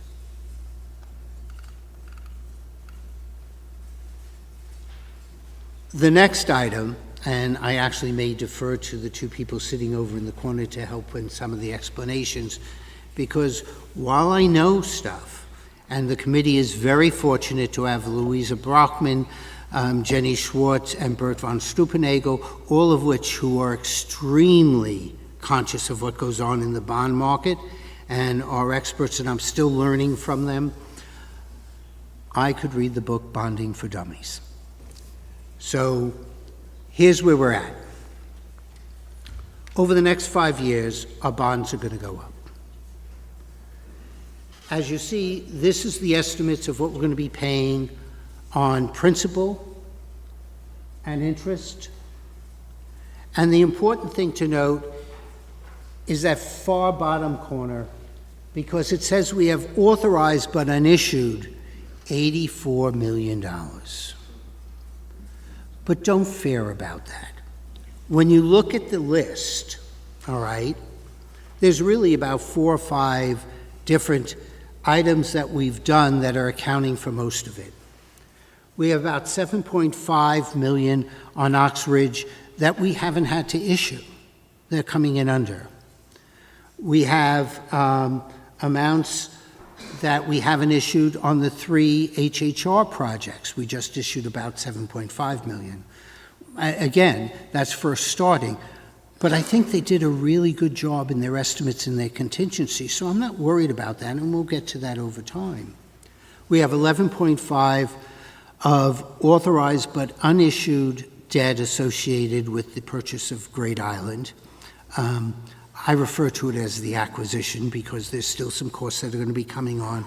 And from an accounting perspective, that would all be in the same thing for what the cost of this acquisition is. That's from an accounting perspective. It's different from somebody who looks at bonds. The other 2 items that are outstanding is this body approved a $2 million fire engine rescue vehicle for, I believe, Darien Fire Department. But how that's structured is we're not going to have to pay for that for another 24 to 36 months. So we had to authorize it so they could do it. We had to do the bonding so they can do it. But we're not going to issue the debt for it for a number of years. And the last thing, which Mark and Ralph could better explain, is that there is a sewer project that we've started to work on, and I think there's about $1.3 million still outstanding that we haven't issued the debt on. So that accounts for almost 90% of the issued but outstanding. They're active projects, they're going on. The Board of Finance does a great job in determining what the feature functionality of those and the structure of that. I've mentioned that consistently. They do a really good job in planning what our cash flow should be and what else is going on. We did issue, as you know, some debt for Great Island. It was both bands and notes. There's not a lot of quality debt out there, and the market recognized the quality of Darien. And from my understanding, we got some very favorable rates, and there's some premiums associated with it. And I'm not even going to attempt to explain that. So if anybody wants additional information, we have Jen and Mr. Palin, who will do a much better job of explaining that than I will. So based upon that, that's our debt. So if there's any questions on that, that's who to ask. Do you have the answer on the other? Good.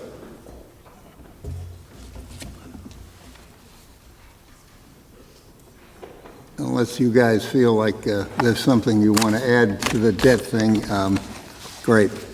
Okay. So the amendment passed, 53 in favor, 25 opposed, 1 abstention. So we're now voting on the Selectmen's operating budget as amended. You ready to vote? I think I got everybody. We have to change the dollar value, which is why we met this afternoon, because apparently I don't know how to subtract properly. So it's 51, 123, 270 minus the 75, is that what you're? That's correct. Without, 1 second. By the way, the committee voted today on the correct number and approved the budget. That's the one thing I didn't say. And there was 1 abstention. Mike, Jack. Well, here, do you have the number, or if not? No, we'll have to do, Bert, do you have the number? Because I know you were doing the math on it again. All right. Hold on.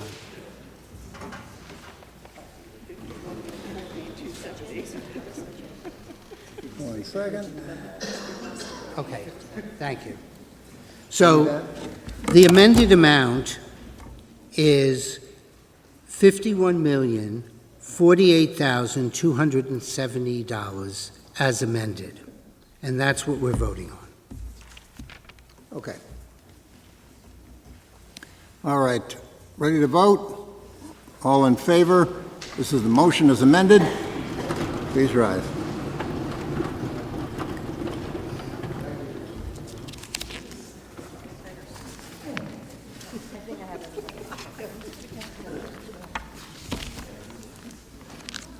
I think you can sit down.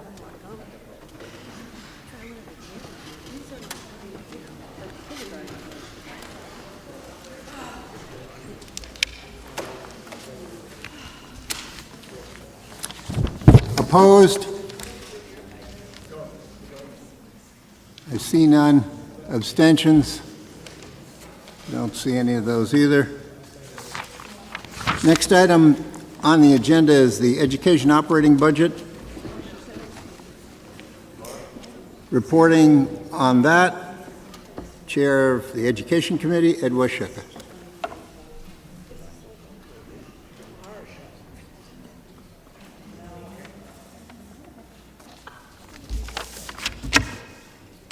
I'm Ed Washeka, District 3, Chairman of the Education Committee. I move the resolution 23-14C resolved that an appropriation of $114,448,824 is hereby made in the general fund for the education operating budget. Do I have a second? Second.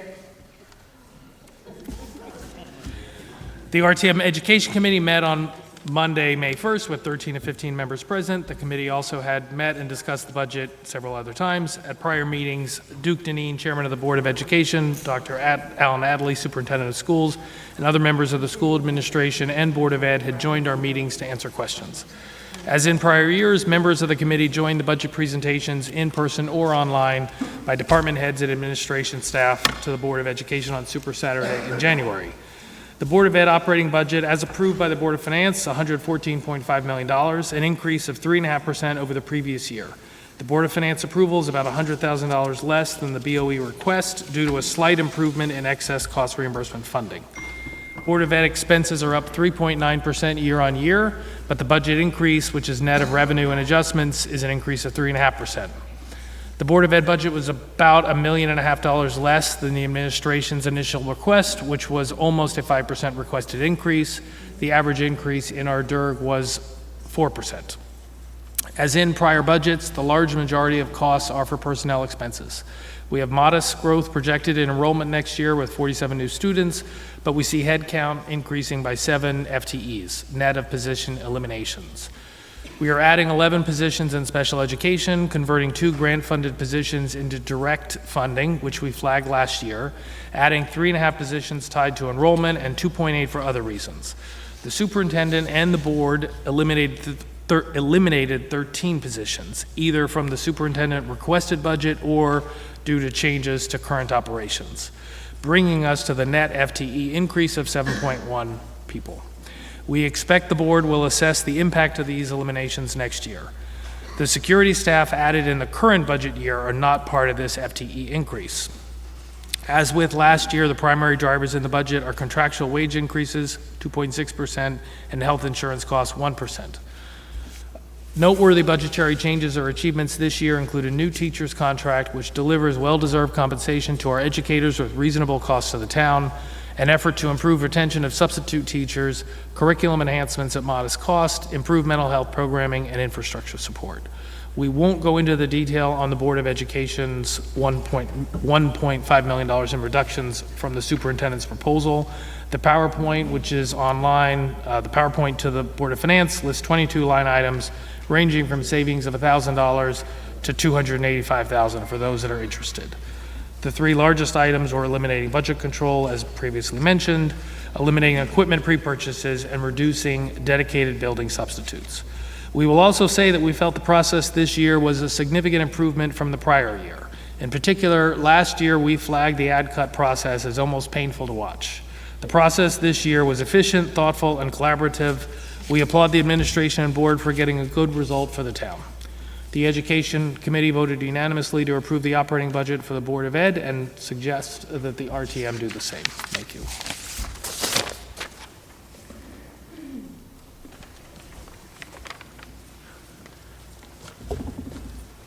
Speaking on behalf of the Finance and Budget Committee, Jack Davis. This was a lot easier last year when I could sit here and just manipulate the slides. I'm Jack Davis, District 3 Chair of the Finance and Budget Committee. I'm going to show you a couple of quick slides. I did work with Rich Rudel, who did a phenomenal job in identifying this with, again, core and growth on what some of the main areas are.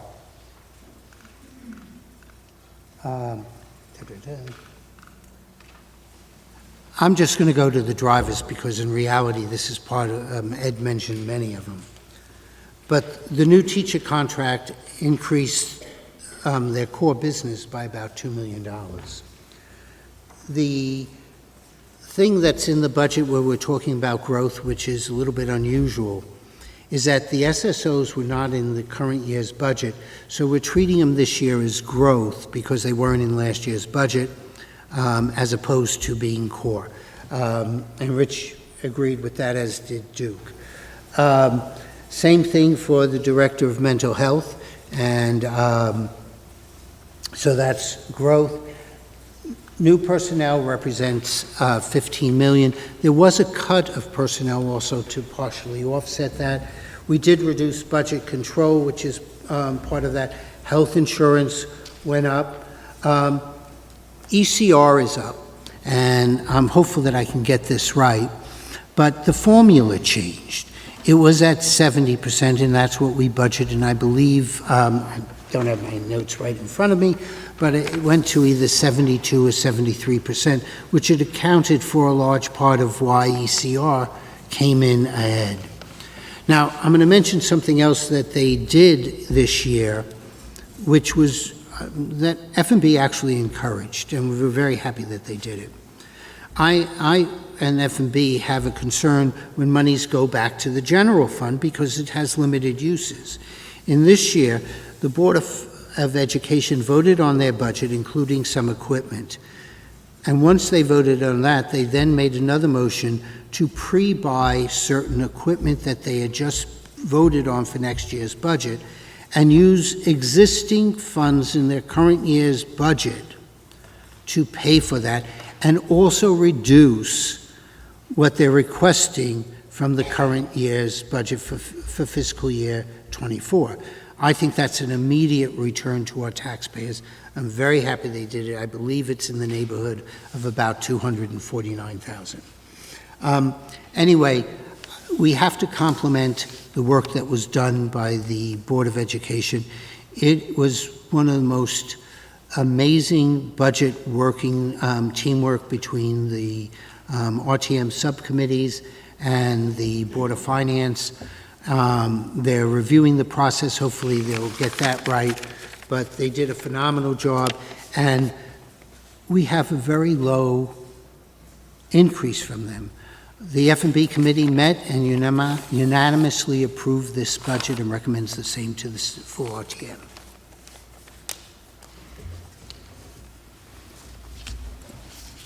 Thank you, Jack. Any other committees which report on this? Town officials, comments? The body, comments? Electors of the town? Okay. Ready to vote? All those in favor, please rise.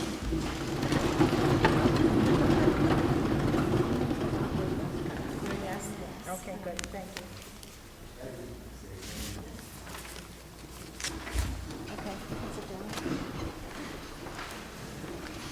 Opposed?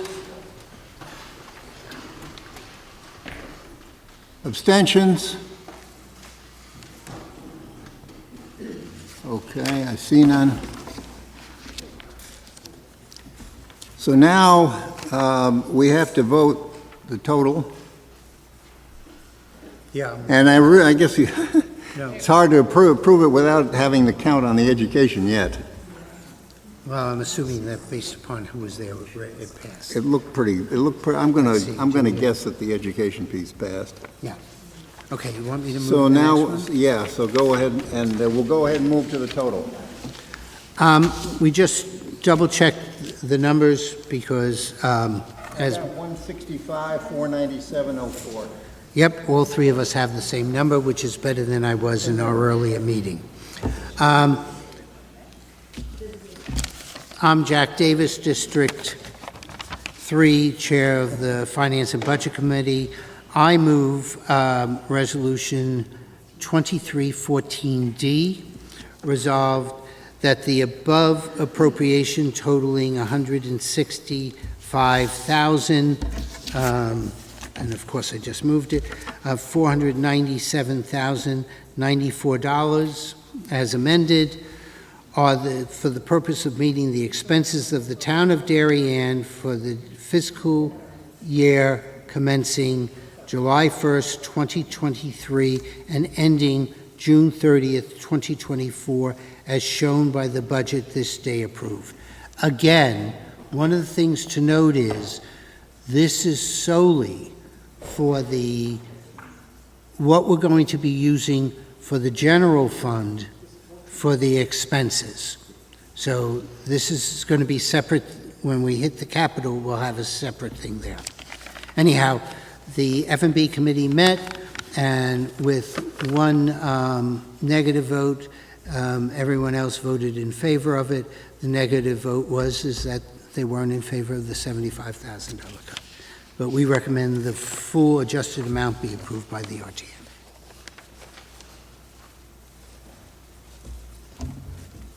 Okay. Anyone else have anything to say? Questions? I'm just broadening it out here, also moving it along. I see no one with their hand up, so I'm going to take a wild stab and say that everybody's ready to vote. All those in favor, please rise.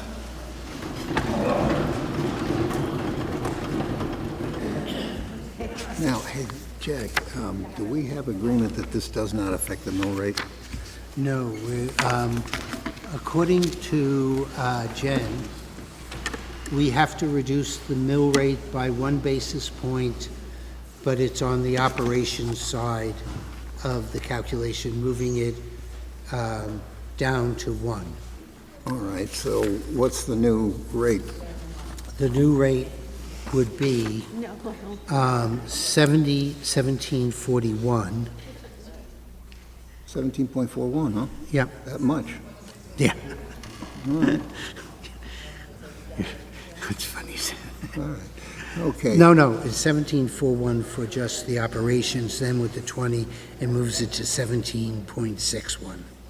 Oh, all right, well, that's what we use here. So you Yeah. go ahead and move the 1761. Okay. All right. And do the mill rate.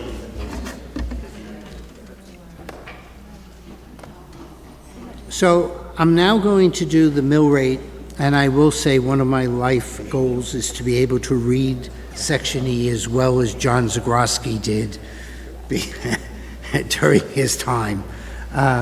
So I'll try my best.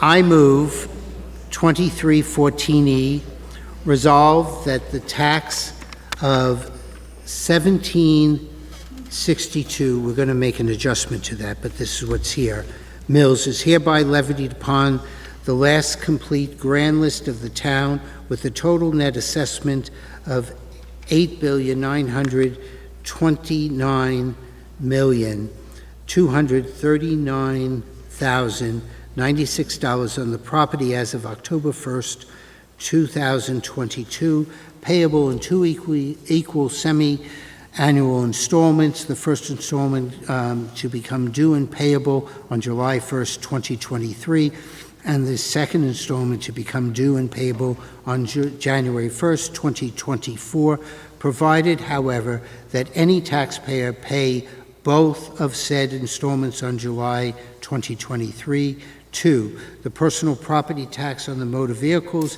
in said town shall become due and payable in one single installment on July 1st, 2023.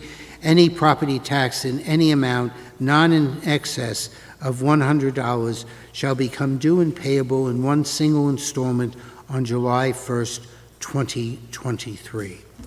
I have been informed, which we had calculated, F&B committee met and we voted on the same mill rate of 1762 because we weren't sure whether or not the 75,000 would affect. And in my conversation with Kate said to leave it the same and that we can make the adjustment. The independent arbitrator of our mill rate is Jen Janeski, and we've been advised that the new revised mill rate based upon the 75,000 reduction is 1761. So I have to propose an amendment to the section 2314E to reduce the mill rate by 1 mil to now be 17.61. Do I have a second? I have Lois Schneider. So now I'm just going to quickly go through some... Well, I'll ask them if they've got a discussion and Well, I had some quick slides I wanted to just go through on this. Sorry. I'm going to do it fast. You're testing the limits, Jack. Yeah. One of the things that we have different that I put on this slide is that there's some reductions to the capital account that we didn't address previously, and that's important to note because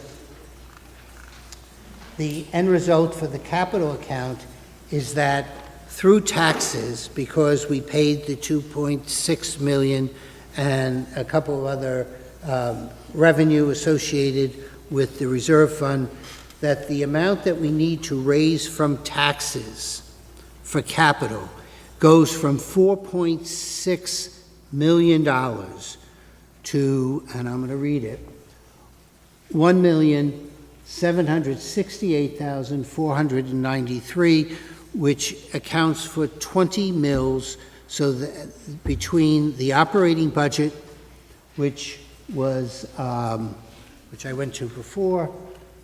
Sorry.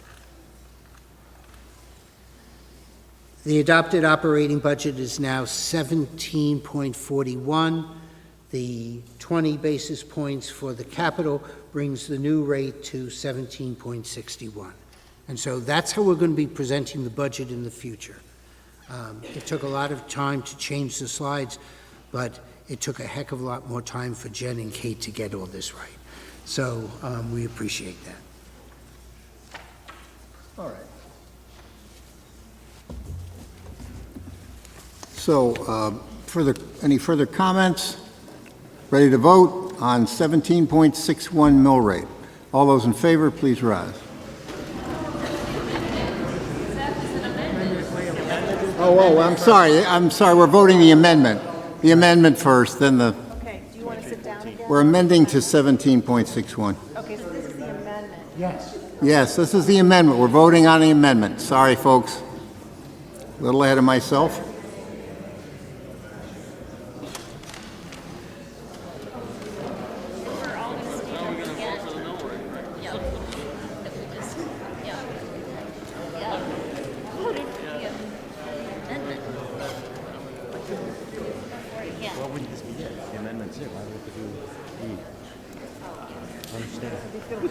We had to vote to make it.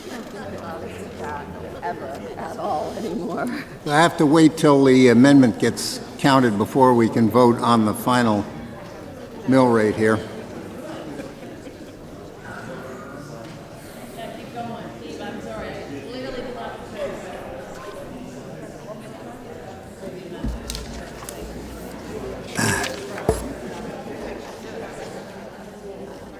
Item 2314B passed, 78 no-nos, 2 abstentions. 2314C passed, 76 in favor, 4 abstentions, no-nos. Item 2314D as in dog, passed 79 in favor, with 1 abstention, no-nos.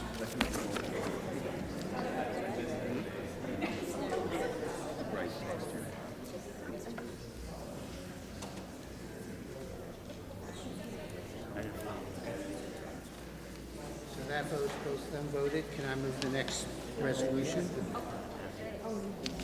Yeah, I guess we can move to the borrowing. Yep. Yeah, okay.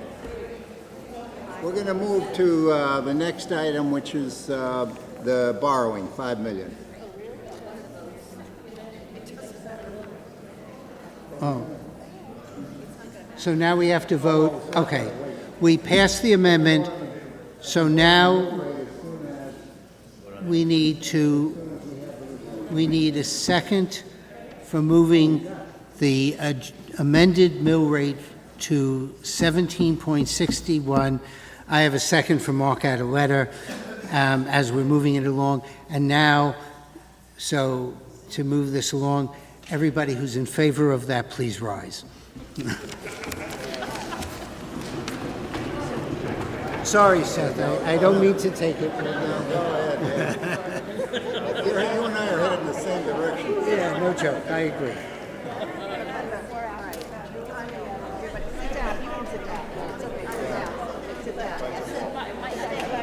So, 2314G passed, 79 in favor, 1 abstention, no nos. Now, this is, E, yeah. 2314E, yeah. So this was the mill rate we just voted on? Yep. That one.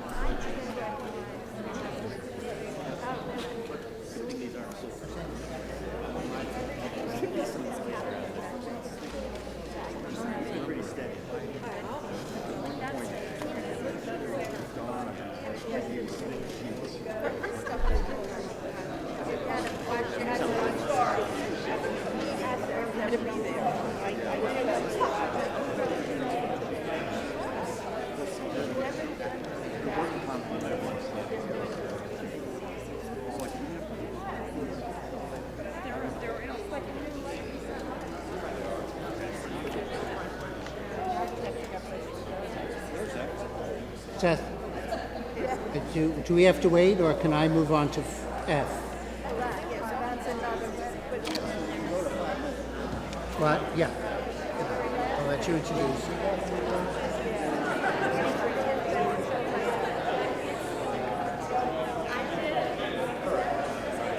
We got two more, we're almost So done. the amended mill rate passed, 79 in favor, 1 abstention on 14E amended.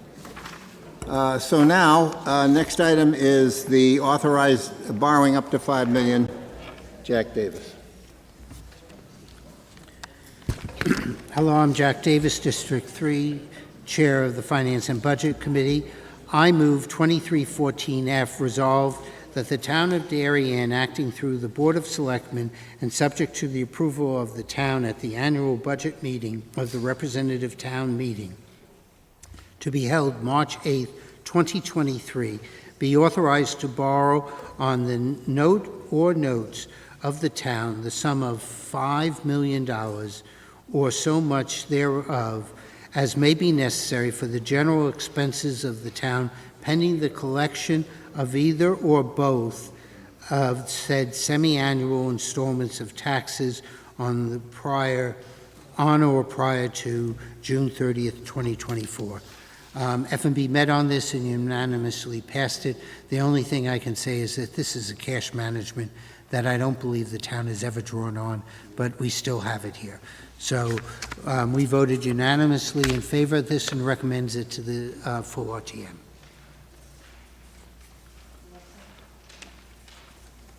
Okay. We're ready to vote if there's no discussion.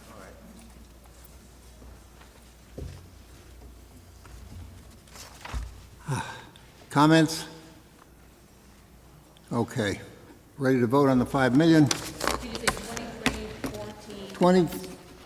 23, 14F? 14F for the chairs of the districts. Ready? All in favor, rise, please.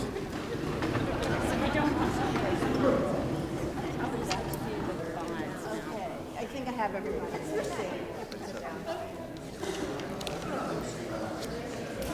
So,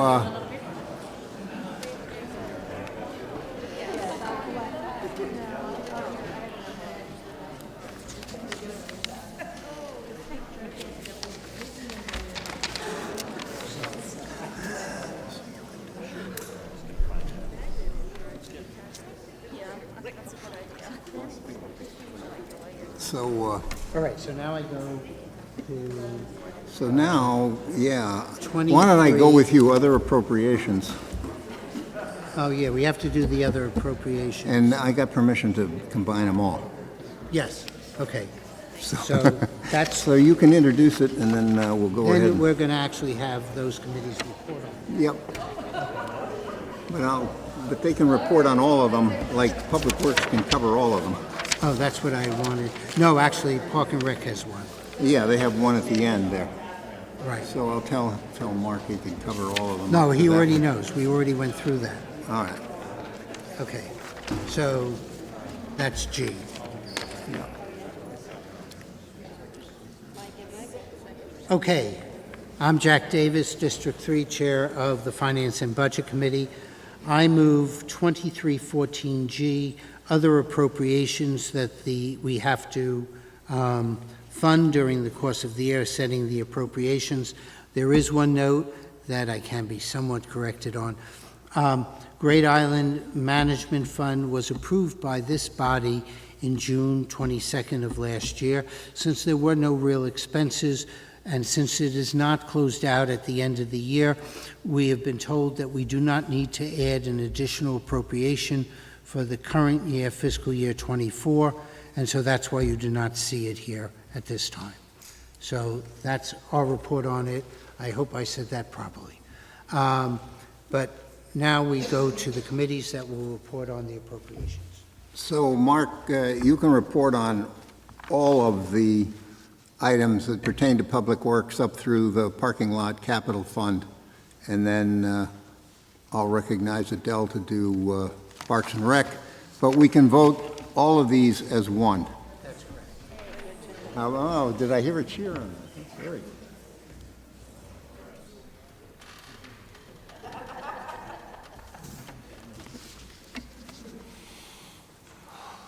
Where are we here? Mark Adaletta, District 5, Chair of Public Works. At our regular session on April 27, with 13 of 14 members present, the Public Works Committee considered and voted unanimously to recommend to this body for approval the appropriation from the sewer operating fund of $4,403,215, appropriation from the sewer assessment fund $200,000, appropriation from the sewer capital fund $224,500, and appropriation from the parking lot administration fund $838,000.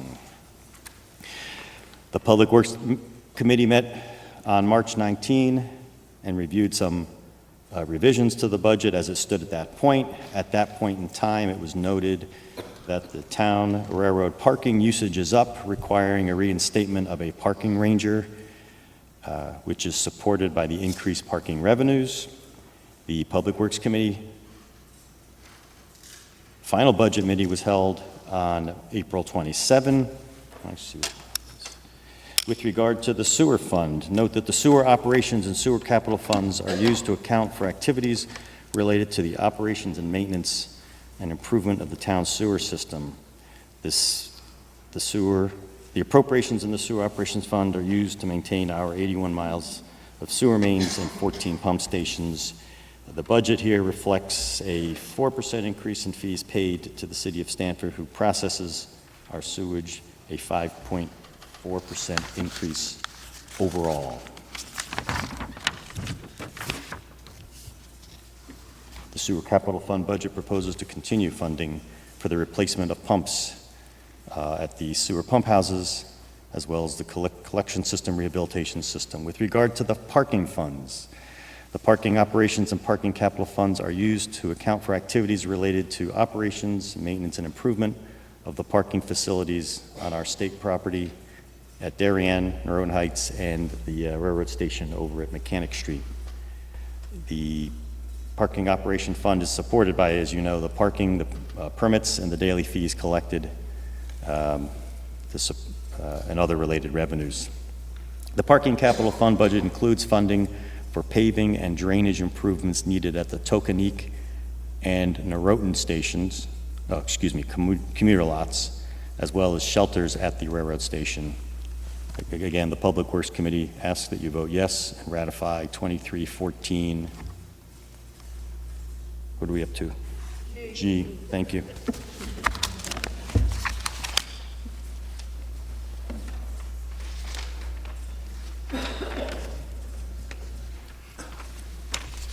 Speaking on behalf of the Park and Recreation Committee, Adele Coniff.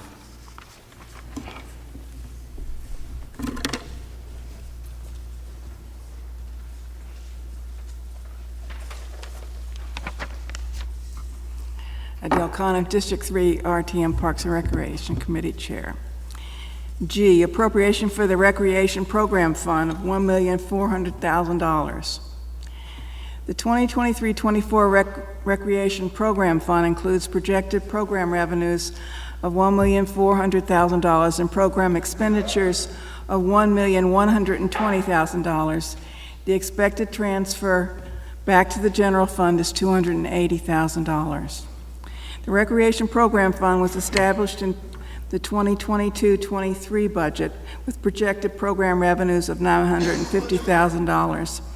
The purpose of the fund is to track program revenue and expenses that result from various programs and special activities run by the Parks and Recreation Department, eliminating the necessity of returning to the Board of Finance and the RTM to transfer funds because of higher than budgeted expenses due to higher than budgeted revenue.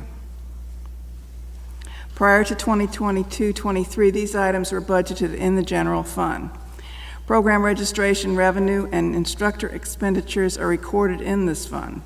Program fees are designed to fully cover the cost of running each program. Revenue in excess of expenditures is transferred to the general fund at the end of the fiscal year. In 2022-24, Recreation Programs Fund projected program revenue has been increased to $1,400,000. Parks and Recreation Program registrations continue to increase. Through 7 days, spring registration was up 23% over 2022, which follows the largest spring registration ever in 2022. Spring and summer registration began on March 1st with another programming record. The department processed $391,046 for the day, $280,000 in the first half hour. Last year, they processed $265,647 for the day, and in 2019, that figure was $63,500. The department offers a wide variety of programs. I had to put this in, sorry guys. The department offers a wide variety of programs for youth, including music, cooking, science, tennis, sports, as well as multiple summer camps, which range from traditional sports camps to Grit Ninja and Lego STEAM camps. Adult offerings include various exercise classes, yoga, volleyball, golf, basketball, and tennis and pickleball lessons. The RTM Parks and Recreation Committee met on May 3rd with 13 of 15 members present and voted unanimously in support of the 2023-24 appropriation for the Recreation Program Fund of $1,400,000 and encouraged the RTM to support this appropriation.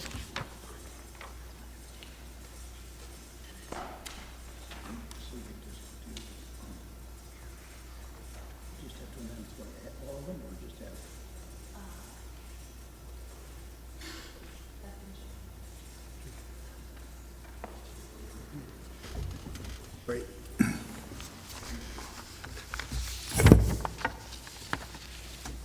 Okay, any further comments from anyone on these items?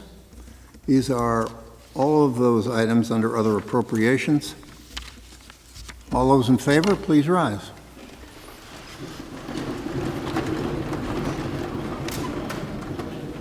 And this is affectionately known as 2314G, as in golf.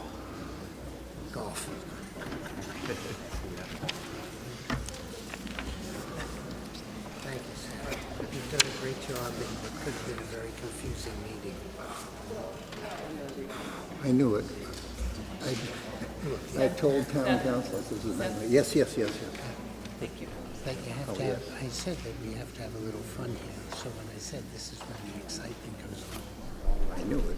As soon as you start having amendments, and then you got to recalculate. But the only person who I should have told about the amendment was Krista, because she didn't give out enough paper. By the way, nice job on the report. I hate giving a report on those.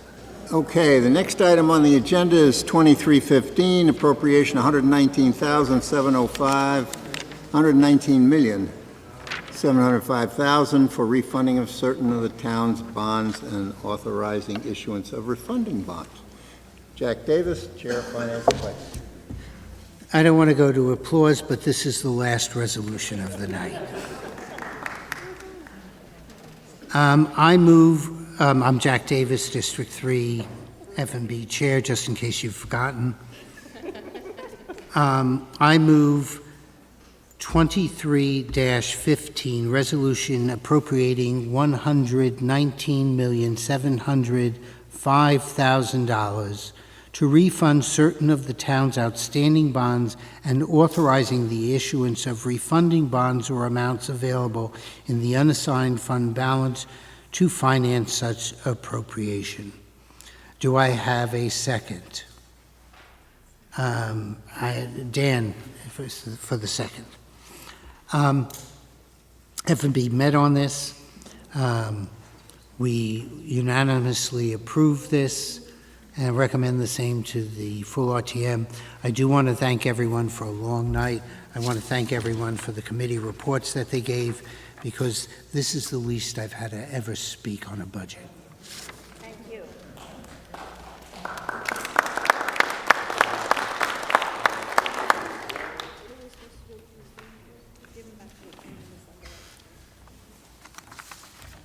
Great job tonight, everybody. It's, when you start having amendments, this whole deal gets real complicated. Any other committees want to speak on this? Town officials, the body, electors? I don't see any. All those in favor, please rise. This is 2315. Results on 2314, E, F, and G. E was 79 in favor, 1 abstention. E amended, the amended E was 79 in favor, 1 abstention, no nos. F, 2314F was 77 in favor, 3 abstentions for the bond, and 2314G was 79 in favor and 1 abstention.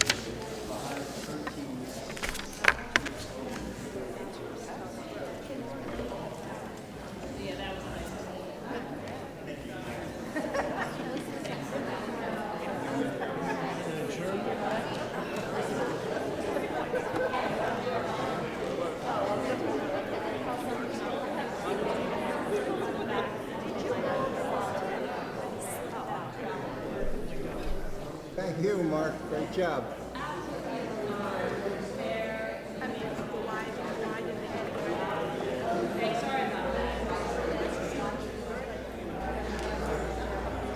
Please stay till I get 23 things figured out here.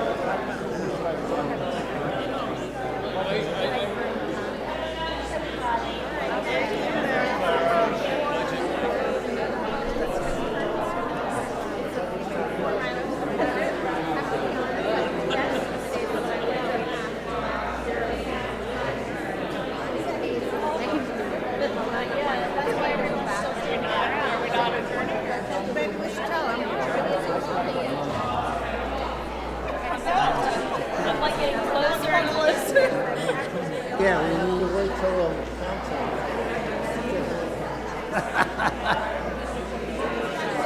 They're still counting the votes.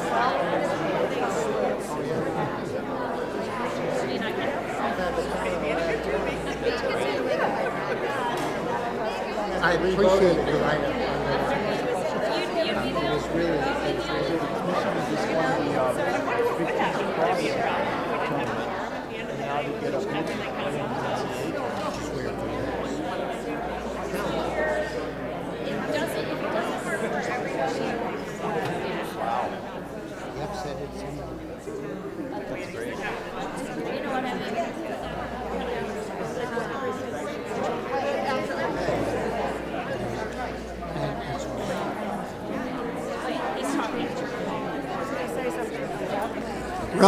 Results on 2315, 77 yes, 3 abstentions. Motion passes. All those in favor of an adjourn, I'll take a motion to adjourn. Oh, I see Adeletta over there. I'm getting mobbed. All in favor, please rise.